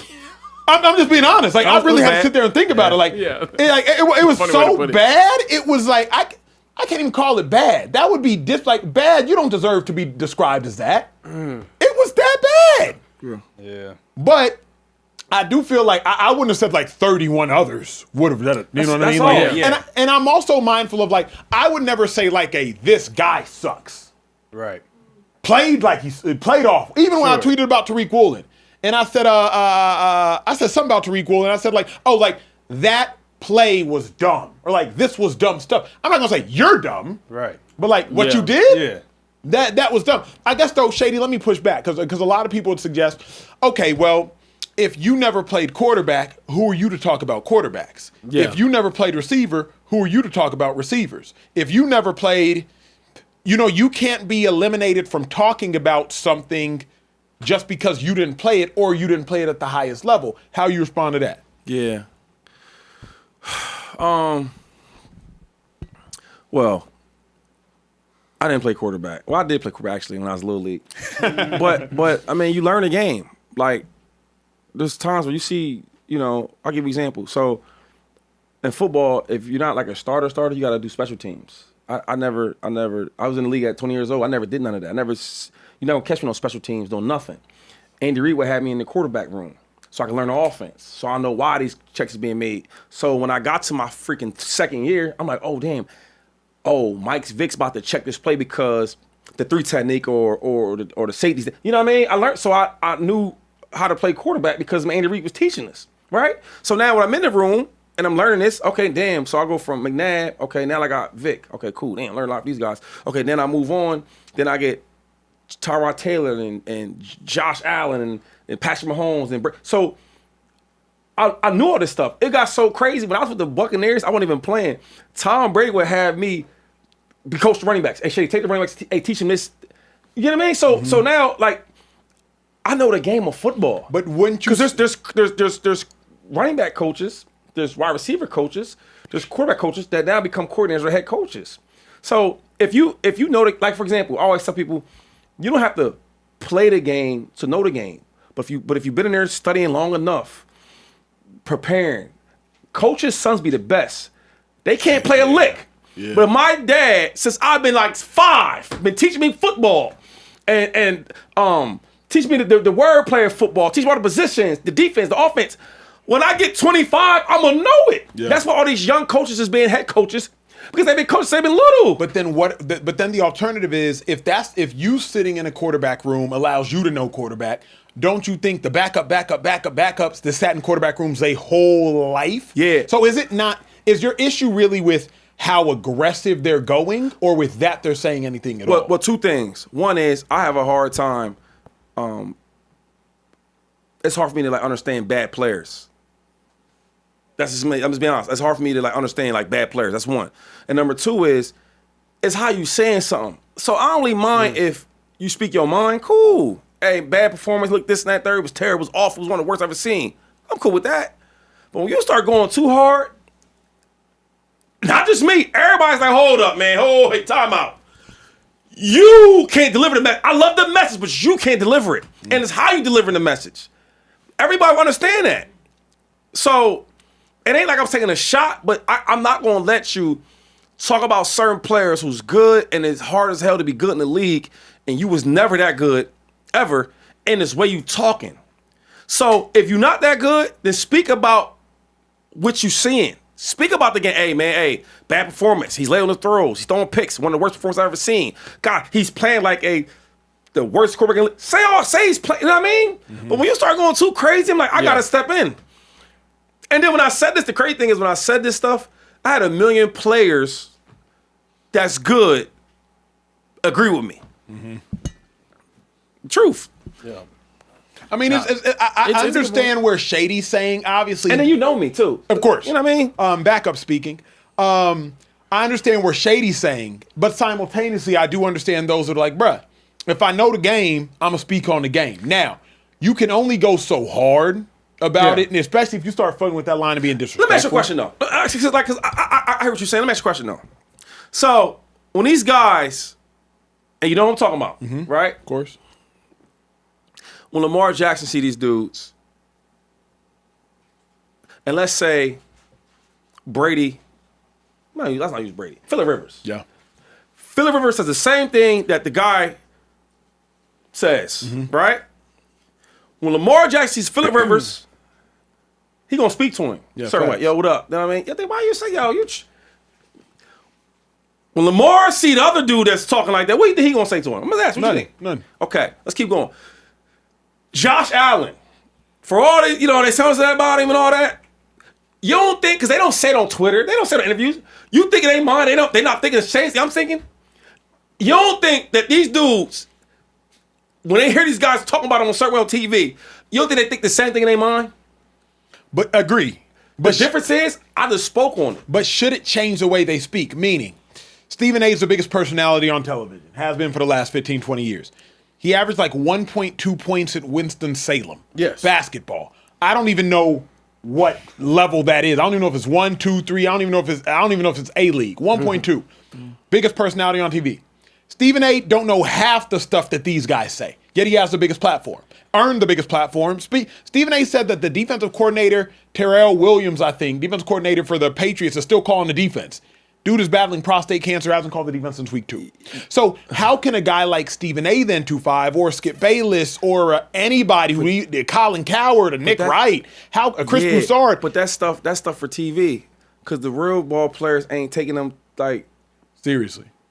And I'm not even trying to say that, but you know what I'm saying. Where if Stephen A say something about a football player a certain way, they're not really tripping on that. Because like. But Gary Wilson is. You saw what Gary Wilson responded after Stephen A said, Dante Moore shouldn't even play for the Jets. But hold up. He said, the first thing he said was, this shit is lame as hell. Right. Fair. You know what I mean? So some of these guys, like, ain't really taking it, you know what I mean? A certain way. A guy on TV can say something about a player. Now, everybody's, they love their craft. So you're going to talk about it. Yo, damn, you ain't that good. I'm going to respond, all right? But if Charles Barkley says something about a certain player and Stephen A, I guarantee you, no matter who responds first, what's going to hurt him more is what Charles said. Of course. Because they know how it is to play the game. These guys on TV talking about football, whatever, right? If another guy says something like a Nick Wright, right? Because Nick Wright, he's a big guy, Yeah, they might feel it. They might not like it. But it's going to mean more than the player that said it. Because the player is the one that really put the cleats on, went out there and played, and you know how hard it is to play in this league. So you know what's the difference between this quarterback and this quarterback. You know the difference, right? Regardless of what the results are. That's my thing is like, when you speak about certain players, we played the same game. We play in the same field. So you know how hard it is to do that. You're not no fan. You know what I mean? You're not a guy that's trying to play, but you know what it is. That's my issue. And then even when you speak your mind, are you really speaking your mind? Or are you trying to go extra? Now, why? Now, I know why Stephen A's trying to go extra. I know why Nick Wright's trying to go extra. Now, why are you trying to go extra, though? Because we both played the same game. That's my issue. Does that make more sense? That does make sense. Because essentially what you're saying is they have the credibility, they have the history, and they have the know-how to know better. That's all. You know better. Because a fan, you don't know better. You ain't never put the cleats on. You don't know. You know what I mean? Well, yeah. Bro, and it's okay. That's okay. It's interesting what Shady's saying because obviously I'm speaking from the lens of a backup, and I'm like, I don't know how hard it is to play quarterback. But y'all know when I start talking about defense, I'm very particular about who we call generational, who we call this. 'Cause I'm like, I know defense. See what I'm saying? You know what I mean? And if I go hard at the defense, there's a reason I go hard at the defense. Or for the most part, like I know how to keep it. Quarterbacks, I don't know quarterback. Like I know what a quarterback should do versus a defense because I know defense. Right. You know what I'm saying? Like I know the weaknesses of cover 2, cover 3, cover 1. So I know like, hey, you weak if you ain't attacked this. If you're not throwing a comeback versus cover 3, like that's the weakness of cover 3. For example, though, right now, Acho, you ain't had the best football career, right, or NFL career. There's so many times where dudes are hitting me up in DMs about stuff you saying because it matters because you know the game. Yeah. And they don't be like, oh, he ain't this. It be stuff like, man, yeah, man, tripping, man. He know this and that, man. Da-da-da. Yeah, they be explaining themselves. Because you know how hard it is to play the game. Yeah. You know what I'm saying? Yeah. You said somebody D coordinator. Yeah. Now, if Nick Wright says somebody D coordinator. That's a good point. Hold up. Nick That's Wright a say good about point. D coordinator. Or Colin. Cowher, yeah. Colin, you know what I mean? I respect these guys. So, you know. But if Colin says something about a defense coordinator and all that, they might not like it. Because nobody likes to talk bad about somebody who likes that. But if you say it, I got a call. you play defense. You play linebacker. I got a call. Steve Wilkes called Do me. you see the difference? Yeah. That's all I'm saying. Like, you should know better, man. Acho, you should know better. And to Shady's should point, know better, dog. I spoke on Steve Wilkes 2 years ago. He got my number maybe from Fred Warner, maybe from whoever, and he literally called. Come on, man. Because he was like, hey, let's talk. Yeah. Now, everybody was calling him out. Everybody's calling the deep coordinator out. Everybody, every station you turn to. But he ain't called him because it's like, all right, dude, cool. You got your opinion. I ain't mad. I don't like it, but it's cool. But you put cleats on and you tackle dudes and you play defense. Yeah. You should know better. Even to that point, there's a reason why Shador and his brother probably called me. You know what I mean? Obviously, they talked to Shady another first. one. They called me. Yo, what's up with your man? Because you should know better how it is for a rookie to come in there. You know And what I they mean? trying to explain themselves. Compared to, well, I ain't gonna, one of these other Everybody guys, was talking one of the about other guys Shador. said something, Yeah. and Shador he called me. We was like laughing, like, man, he don't know what he's talking about, because the dude didn't really play. He ain't never play football. Yeah. So I was like, I ain't about to argue with you, you know. Yeah. Because nobody wants to be embarrassed to the public. So the guy was like a public figure, like, you know. Mm-hmm. So he didn't like that. But it was more of dudes that know the game. It's like in your field. Yeah. Look at him like, it's almost like respect at the end of the you day. know what I mean? Yeah, Come it's on, man. You know how hard it is to go out here and play this game? You went out here and did that, and then you're Come gonna on. be you having fan takes whenever you've actually been there Correct. and done That's it. the issue. That's Yeah, crazy. yeah. Yeah, Come on, Speaking man. like a exactly. fan when you are a former player. And It that's why- comes and across as even know more better. disrespectful. And that's why Dan said, you know what, I'm tripping, dog. Yeah. Because I played this game, and it had nothing to do how Dan's performance was when he did play. It was more of like, you know what, CJ, you had an awful game, dog. But I shouldn't have said 31 did this because I know how hard it is to play this game. And it's not true. He even just- said, it's not it's not true. true. He even said Absurdly during wrong. that apology at the beginning, like I told myself whenever I was going to step into this media role that I would not be doing the trashing quarterbacks man. rhetoric. Yeah. And yeah, Well, he and it's was just back. not true. Like Yeah. 31 But- quarterbacks weren't going to play better. Yeah, there than was other quarterbacks Yeah. that definitely would have stunk it up like that. Absolutely. But Yeah, when absolutely. you Absolutely. got forces and stuff behind you that are like, yo, go out there and do what we need for clicks. And But you know, I will and say this, stuff man, like and that. let me get It's- this off my chest because I'm not at that network anymore. I've been in those rooms on Get Up. That was a show where Orlovsky said it, if I'm not mistaken, where you have a pre-production meeting.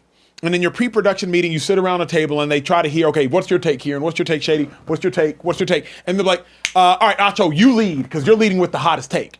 Those shows don't care if you say something clickbaity because they get all the clicks and you get all the trouble. I remember one time I was speaking on the University of Texas. We were going to a bowl game and I was saying like, bruh, when we played in the Natty, they were saying, hey, you get $1,000 if you get a pick. Acho, you lead this topic. I'm the one that got the call from the athletic director at Texas like, Acho, why the heck would you say that, bro? Because da-da-da-da-da. Get Up is like, yo, if you say that, we go viral, we rate, we get clicks. Now you deal with the aftermath. Yep. And so there are shows that make a machine of like, oh, wait, Orlovsky, you're going to say that 31 other quarterbacks would have played better than Stroud? Okay, you lead this. Make sure you say that. Yeah. We don't get the clicks, you don't get the wrath, and we win, and that you deal with it how you deal with Yeah. it. So that stuff does happen. Nah, it's tough. I mean, I appreciate us Shady standing on the soapbox for that. 3.6 million impressions, crazy. I also stood on the soapbox today for 2,500 views on Twitter. I said, and I quote, "F this football weather ish. How do y'all enjoy this ish? Dude slipping in the backfield in ish." It's a lot of But issues. I was really frustrated watching the AFC Championship game. Get it off your chest, and G. guys, we have to talk about this, right? Please. Football weather is a narrative that's thrown on snow games because, you know, as a kid, you're like, oh my gosh, yeah, playing in the So snow, it's cool. cool. Playing in the rain, it's cool. All of these other things. And then I get here and I hear Acho saying, yeah, I need a scuba suit to go out there and play. We got people putting paprika in their socks to be able to play in the weather. And it's not only that. Guys, when it started blizzard, like when this blizzard started in Denver, guys, the game was over at that point. Yep. The game was completely over. We were watching teams try to keep their footing for the next two and a half quarters. I tweeted this actually after we saw Ramondre Stevenson Slip, fall trying to get a handoff. down before Drake could even get to the back, get to his drop. Like it's unbelievable how bad football games can get due to weather. And look, I'm not here to say that both teams aren't affected by the elements and whatnot, but you work all season. You do all of this training in the offseason, all of this coaching, all of this scheming, everything that you do to get to the point where you're one game away from playing in the Super Bowl. And for 2 quarters of the game, it's just about what team can keep their footing. For 2 quarters of the game, it's about, hey, where can we get this ball? And hopefully the kicker can make something and not slip whenever they're trying to step into their kick. It's not football at the end of the day. And I know people are going to say, yeah, it is. I don't get how that's fun to watch. And as a football fan, maybe I know a lot of people are going to disagree with me. As a football fan, it's not fun for me to watch. I wanted to watch 2 of the best teams in the AFC that have been 2 of the best teams in the AFC all year go out there and duke it out. Regardless of Bo Nix being out and Jared Stidham being in, guys, the weather played such a huge factor. The game was over whenever this blizzard started. It's frustrating. And I'm sorry. And I know a lot of people are upset that a lot of stadiums can be indoors now and they're lifeless, they're meaningless. At the end of the day, we would have gotten a more true football game if this was indoors. And that, to me, I feel like we were robbed as fans from seeing really who was the better of the 2 teams. I still think the Patriots would have come out on top. It's about adapting, sure, but also you're playing a completely different game whenever it's like that. Football games should not be played in blizzards, period. Football is supposed to come down to who can execute plays better, who can play with more effort, who can play with more energy, who can play with better technique, who can manipulate an offense, who can manipulate a defense, who can endure longer. Football plays and games should not come down to who can deal with the element of sleet and snow better, who has better cleats, who has more heated benches, who has better gloves, who has more paprika on the sidelines and chili powder to put in their socks. Football games should not come down to that. To your point, the Patriots-Broncos game wasn't a game of talent. It wasn't even a game of skill. It was a game of who won't fall in the snow. Yeah. Like, it wasn't truly watching these competitors train all offseason, OTAs, all these things to play in a game, and it just came down to, like, the elements? Wait, I just want to make sure I'm hearing. Wait, I'm not trying to laugh at y'all. I'm trying to be serious here. So I hear what you said. This game was dumb. Hold up. You telling me. It was dumb. Oh, wow. It was like. Oh, wow. It was like. So football, right? Wait. Talk to me. Wait. So you don't like the weather is a component to football either? No, not there has to be a cutoff, Shady. Like at the point in which Ramondre Stevenson couldn't even take a handoff, it was stupid. Bro, he's falling down to the ground. He can't even get that. That was the point. Prior to that, I was like, I'm chilling. But at the point that happened, I was like, this is stupid. This is dumb. So you and Karen should just postpone the game? No, but they I just think it's dumb. There's a reason why so many stadiums are now going to have. I'm okay with stadiums but I'm being saying, indoor. oh man, damn, we got a storm coming. Let's a snowstorm coming. Let's postpone the game for another 3 days. Because playoff game, it's a big game, right? You cool with that? No, I think the better solution is the indoor stadiums. Well, dog, I think that's the it better. takes some time to build that type of stuff. No, of course. I'm blown away. Dog, that's How, how you play. Shady? That's football. No. It ain't a soft sport. No. It's going to be cold. It's going to be tough. That's why we have advantages from home field advantage. When we played in Buffalo, when Buffalo has a home field advantage, when they have a playoff game, it's in their favor. Nobody was coming to Buffalo and Shady, play in Denver January. wasn't home, Shady. Listen what I'm saying to you. Denver was home. Yeah, there was no advantage. This is crazy. There wasn't. What was the advantage? It's football, dude. This is some soft conversation I don't want to be part of. To me, it's not about toughness. This has nothing to do with It's nothing toughness. to do with toughness. Playing in the snow, when the snowing is not even that cold, because it can still actually snow. So it's not even about toughness. It's about it removed the skill. It removed. Thank you. That's what it's about. It became about toughness. Don't get me wrong. It removed the skill. Yeah. Like we no longer got to see it being a game of skill. Like imagine you. What coach you respect the most? Mac Brown. What would he say when No. Okay, that's just Mac Brown. You like Mac, right? Mm-hmm. If you uttered them words to him, what would he look? How would he look at you? Like what? He grew up in an era where they had leather helmets. Like this is no. Let me clarify. This is obviously like fan me speaking. This is no longer like former player me speaking. Former player, anytime, anywhere, we'll play on concrete. I don't care. But now fan me, analyst. I ain't played a game in 10 years. I'm not about to tackle anybody me speaking. I was just like, here's a real issue for me is it keeps me from saying that the best team won. I think the best team won in that game. Yeah. But like it now keeps me from saying that the best team won. Now it's like who dealt with who don't slip and fall. There were some plays where I was like, this is dumb. Y'all don't even look athletic. No. Remember, Ramondre Stevenson caught a ball in the flat and he ain't even make a move. I was like, oh, this is Son, close your ears. I'll let you know when. This is crazy, man. Like what are we telling her? What we talking about? Shady, obviously. I love the snow. I ain't worried about no you snow. had Can your I say career this? high rushing yards in the snow. You should love the snow. The fourth quarter is when the blizzard gets as bad as it is. You know what the longest drive of that entire fourth quarter of an AFC championship game was? 17 yards. 17 yards was the longest drive. The only reason That's not football, I'm Shady. sorry. The only chance. Hold not on. football. Hear me out. The only chance that the Denver Broncos had to tie the game up was because they got they got great field position off of a punt that was shanked from an Because of the NFL weather. because it's cold as hell outside. Like the punt gets shanked, then you end up having a kick that ends up being wobbly and shanked anyway because it's on an unstill surface and he can't find his footing stepping into the kick. Like there's like it just turned into all right. I guess so. That's why that Jared Stidham pick at the end looked so crazy. When was the last point scored in the Broncos-Patriots game? The last point scored was the first drive of the third quarter. It was a field goal drive from the Patriots. That was also a 9-minute drive that took a lot of time off the clock. And then after that, blizzard like crazy. That to me, Shady, that I guess is my issue with it. Drake Maye, second best player, maybe best player in football season. I voted for him for MVP.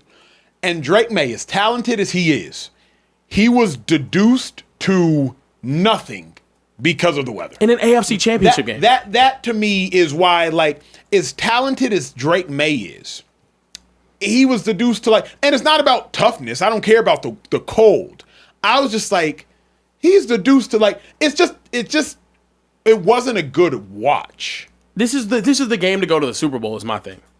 It's the game to go to the Super Bowl. These two teams have fought so hard to get to this point, and we're deduced to, he slipped on that route, man. Tough. Oh wait, Shady. Why do you disagree? He can't get out. Not the toughness, because I'm with you on the off the ball. toughness. His pad level's bad. Like, didn't it bother you that nobody scored no points and it wasn't a talent thing? Hey, all the viewers out there, how many got in the chat? It's 10,000. Listen, I want to apologize for real though. I didn't know this. They didn't even tell me they were gonna say this stuff. So I want to apologize early though. All right, this is a football show and we love our football. They just having a moment. But what we watch the highest version of Pinnacle of football. That I guess because it's a football show, Bro. and we love our football. So did we watch the pinnacle of football? First of all, Let me tell you what the this problem game- is. This is exactly the problem. This is the problem. This there's is the games problem. before you play the show. There's games where we watch people on great surfaces and turf and have a Super This Bowl is a problem. at 3-6. We have a man that's biased. What speaking. was the Patriots and the Rams? Like we got games like that. This is a Bro, problem. I want y'all to look at this, Clarify bro. what the problem Look, is. The problem is LaShawn McCoy's greatest game, some of Ever. his greatest games ever, is because Was in the snow. He's tough as hell to tackle. Now imagine it being 8 degrees with snow all over the place. And look at some of the highlights This of man this game. is biased. Look at him just drop the ball. He the ball gets stuck. went for like 230 in the snow. This just doesn't. This looks So like he's I'm watching 8-year-olds the play snow? football, man. Mind you, I was at this game. I was on special teams in this game. Shady was the only person who played like it wasn't snowing. It's ridiculous. Everybody else was in the snow. But that's what and you- for Shady, it was 75 and sunny. But that's what you live for though. These moments. Calvin Johnson was here, and it was snowing for Calvin. And look, Calvin was here, and it was snowing for Calvin. he had like one great catch and he got all the snow in his face Yes. mask and whatnot. But Calvin did nothing in that my game. 'cause he problem couldn't with run. it is, dude, like This is crazy, It man. benefits one position and one position only. The running back. You get a running back in space that's used to running in some snow. I don't know what you grew up with out there in Harrisburg. It must have been snowing out. You was out in the neighborhood when it was snowing outside. Apparently, I could tell by the film, bro. But like, it's not a good watch. Shady, you're biased. You're a little biased You because have of the that. greatest games. It's in the crazy. snow. Yo, we play football. We play football. This is what we play. What are we talking about? Football, So, okay. so if it's raining super hard and nobody can hold on to the ball, we gonna complain about that? Can I be honest though? Is it not a less physical game whenever you can't find your footing?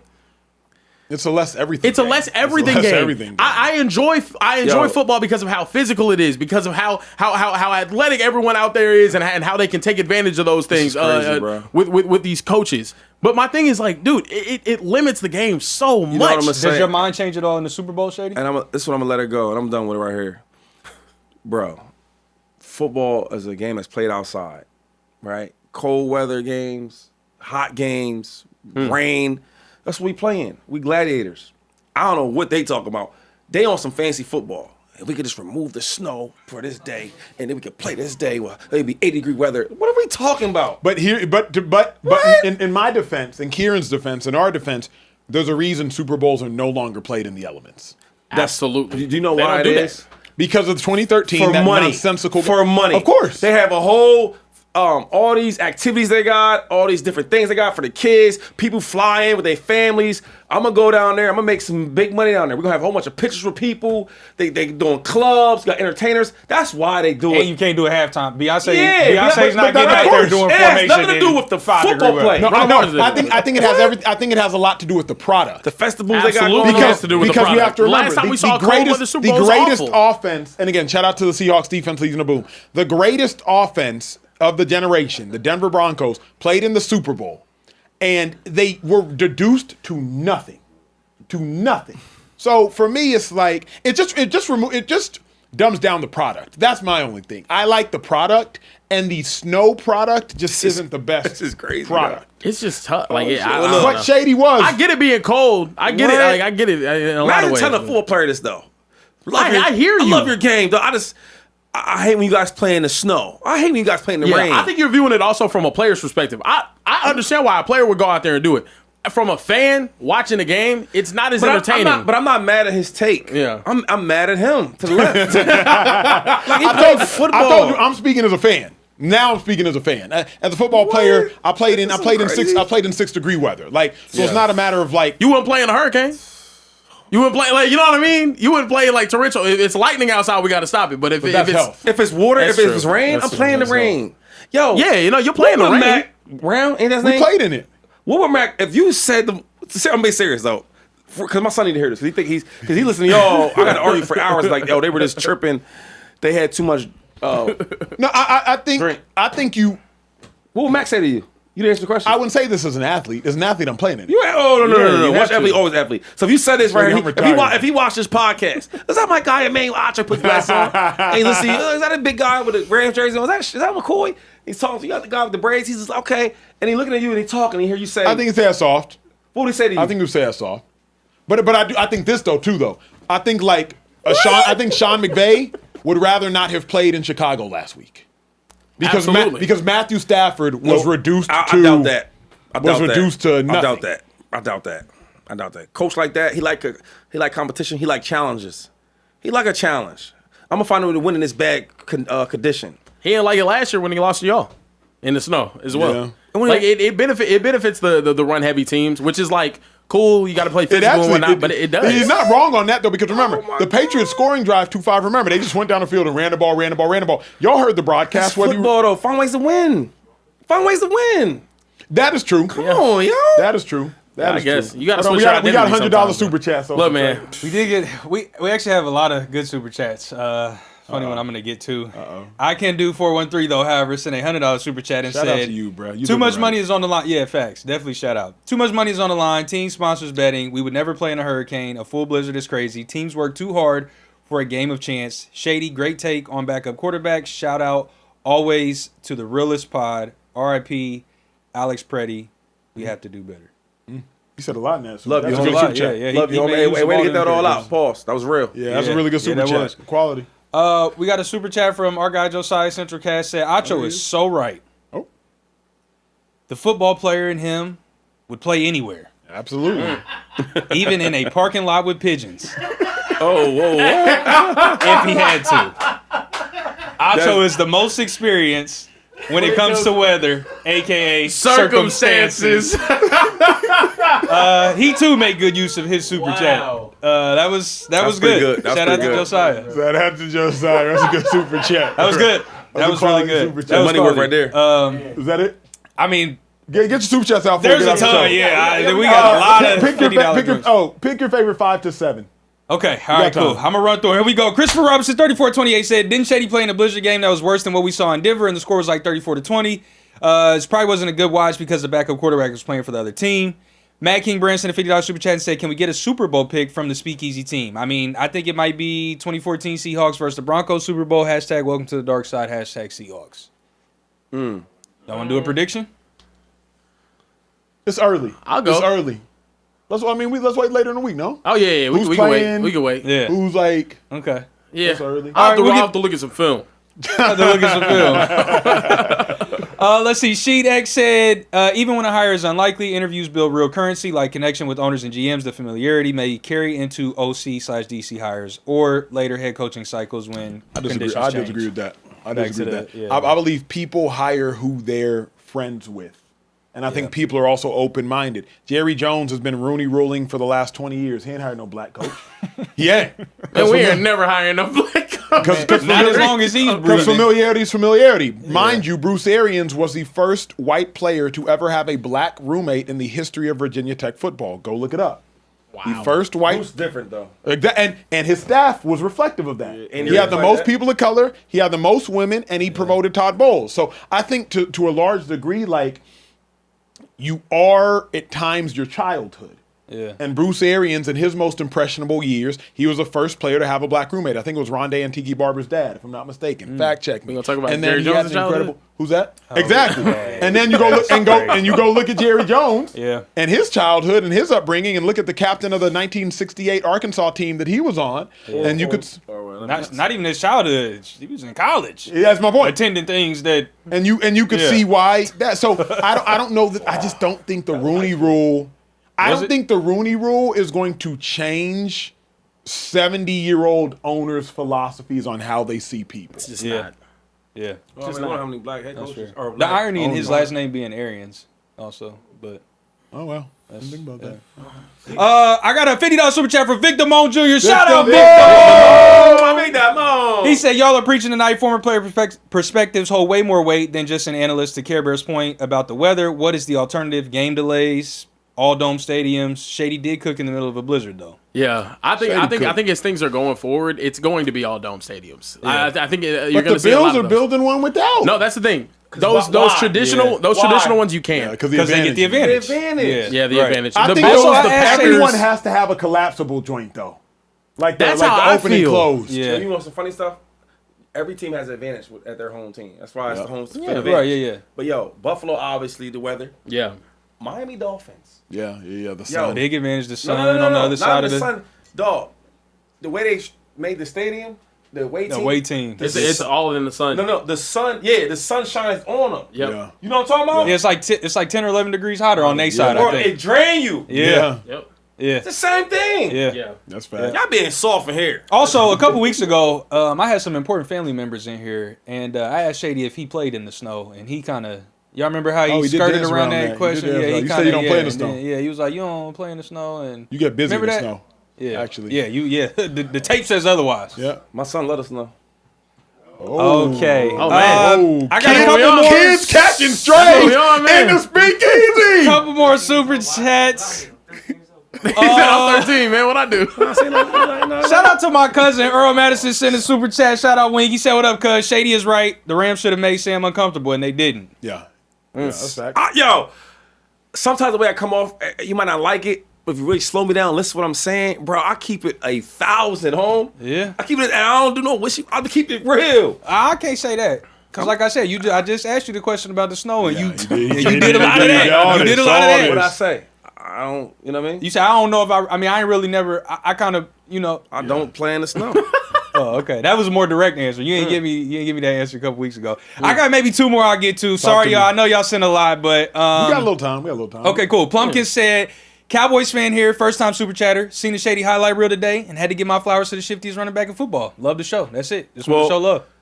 Is that a Cowboys Don't fan? say Barry Sanders. Karen, he gives me a little credit, but the most shiftiest of all time is Barry B. Sanders. Sanders. Ain't even for sure. close. Yeah. All right, let's get that straight. Where'd you put like? I would say it's close. Nah, I ain't close. Who else is up there? If Barry, hold on, real quick. Yeah, I'm not- 'cause I'm not gonna lie. I would say, I guess that's disrespectful to yourself. No. If Barry Sanders is a 10, Shady's at least a 8.8. Nah, Barry's Shiftiness. Yeah. Barry's like if it's 10, Barry's like 12. If 10's the max, he's 12. He's 12. I'm not gonna lie. Me and Social Troy sat down last time I was back home in Evansville, and we looked up like LT's best highlights. We looked at Barry's. We looked at Shady's. Yeah. That margin ain't that wide, Shady. I between think you Barry and Barry. was first, so Barry gets the. If Shady came before Barry, Nah, bro. Then we Barry, say look Shady is Only thing the- is, though, the way I play is different. Like them dudes, you ever see Barry got legs like Saquon's, but yeah, times street trunks. Okay. Yeah. And a lower center of gravity. LT a big dude. Yeah. I was a little dude from Pitt. Yeah. You know what I'm saying? Yeah. My style is unique. Right. I ain't hit no weights. I ain't lifting no Yeah. weights. What was your playing weight? I ain't lifting no weights. What was your playing weight? I probably like 212, 211. You know what I'm saying? Okay. You weren't that small, but you was. Nah, Cause you tall too. You're not. but I was way skinnier. I'm a small back. You just can't hit me. Are you still trying to get back to your New Year's resolution was to get back to your playing weight? Are you still trying to get back there? No, I said around my playing weight. Around it. If I'm too like 35 right now. I'm probably gonna get down to like 250, 220. probably like 220. Okay. That's That's cool. That's a good walk around weight. 220, I feel 218. Like. Yeah. You know what I mean? Okay. I can get there by next year. where we at? Let me see what other safe ones I can read. The Waddy Way said can't spend more than this, sent a $50 70 Canadian dollar There we go. super chat and said can't spend more than this and go to the bowl from Canada. Respect. Oh, she going to the bowl. I guess I see you there. And you in San Francisco too? It's gonna be expensive. Expensive. Bro, hotel rooms was like $1,100 just to get night? in. Yes. A night? Not even nice hotels. My pants. Oh, I'm happy sleeping. I got I'm my sleeping book. with the homeless folk. Then, down in Basically. the yeah. Okay, yeah, I'm down there You with bring the them. mattress, they bring the blankets. Hello. Pat's gonna wear white and make Sammy see ghosts. Acho was wrong about.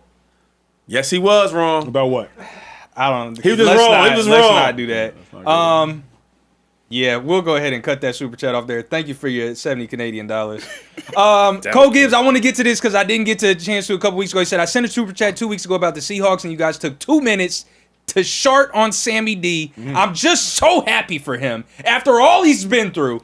Love the show, and I'm just a happy guy right now. Hey, credit to him, man. He Y'all a Super Bowl, real bro. fan. He a real fan. Yeah, no, I he respect is. Yeah, you I respect respect that. Yeah. I'll Shout be out happy to for Go. fans for their teams to go to Super Bowl. I'll be happy for that. You know what I mean? That's fair. Yeah.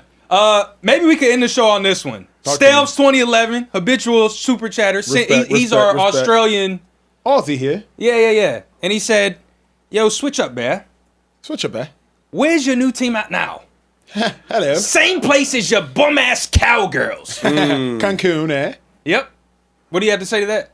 With the Rams jersey on. Ladies and don't worry gentlemen, it's been an about the amazing accent, show tonight. We appreciate y'all coming in here. Super Bowl is set. We got the Hey, can we shout out Seattle Sean? Seahawks. But Yes. we got a special- shout out Got Sean. a special guest Come on, you tonight, want to- bro. Yeah, okay. He was nervous today, though. Come on now, you can come up here. What was Look, he behind the ball? come up here, What was he come up nervous here. about? Look. Hey, do your lines today. Sit in my seat. Oh yeah. He Come took on. Dan's seat though. He said, go ahead. Watch out. You need a reader? You need a reader? I can read You for gotta you. I get can the read mic. for you. Get the mic. Get the mic. Get the mic. Get the mic. Oh, wow. You forgot the lines? One thing to say. I just have one thing to say. You can't hear you. Come on. You gotta use I just the have mic. one thing to say. Go ahead. Wait, sit up. Yeah. You know you little. There you go. Now, Dad, you said you're gonna go on your little diet, whatever. Get back to your playing time. You just had KFC this afternoon. Oh. Oh. A whole plate, Whole plate of 3 KFC. pieces of chicken, mac and cheese, and mashed potatoes. No. that shit- No! That sounds Well, good, listen, man. I'm not gonna let y'all sit here and hate on my dad. He was hate on me. Hold on, You wait. just hate on me. No, wait. Hold on. I can hate on you. They can hate on you. Listen. Okay. He was one of the greatest of all time in the snow. Okay, You see that? no doubt, Okay. no doubt, For no sure. doubt, All right. no doubt, no You doubt, see no that? doubt. You ain't getting no. You said KFC What though? type of Three fans pieces? you go home? How about that? With a biscuit? KFC. You ain't better not talk that KFC. game, on me like that. With gravy. You said you on And honey. I didn't know you was raising one. What's going on? The other day, What's going on, I was gonna Red Lobster. Red Lobster, Popeyes, KFC's cheating. He's cheating. My dad said he's a nerd in the house. I know it all. I'm just saying to listen to you talk about your little diet. Now, hold on real quick. Yep. He got all this to say today, though. Right here. Can I hear him? He had an audition today. Little Pepsi audition, right? Yep. Oh, Pepsi. He was a little scared. Put his show on 13. No! You want to talk that trash when it was hot and the mics was on and the cameras was out there all bright. He was nervous. What was it? Give us your lines, G. Give Bro, us your lines. I'm not saying the lines. Okay, that's private. That's my like. Private. Oh, okay, no, Private. he got an NDA. He Hollywood now. He got an NDA to Either respect. do your lines or wait. put them on, and I'm putting them on here and the world gonna see. Hey, it. all right, listen. Either you do it right now, hey yo. Either you do it or I'm letting the world see. You do that, and I'm gonna show everybody what you've been eating all day. He already told y'all. Nah, but I'm gonna show it. It's different. I can say it. I can't show it. It doesn't matter. Show them. Show them. Show them. You got five? Are you doing it or not? Do it. Do Do it. live. I ain't doing the lines. about to send Show it. Show it. It was nice. It was nice. Hold Hey, on. in the He meantime, said- though, while they getting that set up, You wish it was like me when you was my age. We got Shady's son, his oldest, telling on his pops. Come You on wish now. it was like me. Uh-oh. but He's my age. I just got what was in at the network IBS? Is that what this Yeah. is? Yeah. In my IFB, IFB. IFB. There we go. Yeah. IFB. In my IFB, I just got word from the guys in the control room. We have one more super chat to get to. I think they've got it pulled up. I haven't seen it yet. I don't know what's going on. What's it say? But can we pull up the super chat? Oh my! Okay, bro. The traffic cones with it. This really what it was. This is what you said it. Oh my I can't god. really see Acho without having hair no more. Nah, it look crazy. Yeah. That look weird. Like Yeah. yeah. No hair. That's a real picture because I look at your knees. I can tell by yeah. You can tell by how the knees is almost about to knock. Now, when I first met him, I'm like, what's wrong with this dude's knees? Yeah, Like, yeah. It's the knee pads. They angling. No, It's the knee- brother. It's the knee pads. Say your knees I not don't think we blaming that on the knee pad, They're brother. angling, bro. Them joints is getting ready to knock. Can we get back to Sean? Oh yeah. yeah, Are we yeah. ready in the back? Yo, for the, yo, don't we try had to the shit the video. blame on me, bro. That's all Are we you. ready, We bro? had the audition. Wait. We're not doing it? Oh, we are. Oh, okay. we Sorry, let you Sean, audition. I told next you time. to show him. I told you to. Ethan, do next what you're time. supposed to do, bro. Look, ladies and gentlemen, it's been a great show. It's been a family show. The Super Bowl is only 2 weeks away, ladies and gentlemen. We cannot wait for it. Patriots and Seahawks. Congratulations to all of you Patriots and Seahawks fans out there. Actually, I rescind my congratulations for the Patriots fans. I hate y'all. Y'all don't deserve it. That's crazy.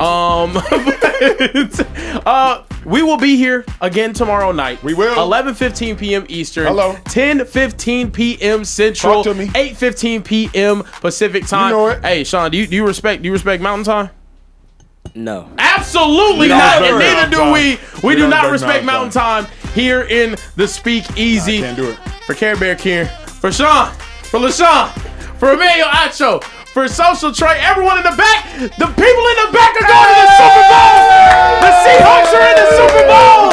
Make some noise. Hey, we got one championship already in the Speakeasy. It's crazy. We'll see you Let's guys get us next another time one, right man. here in the Speakeasy. Peace. You got a natty.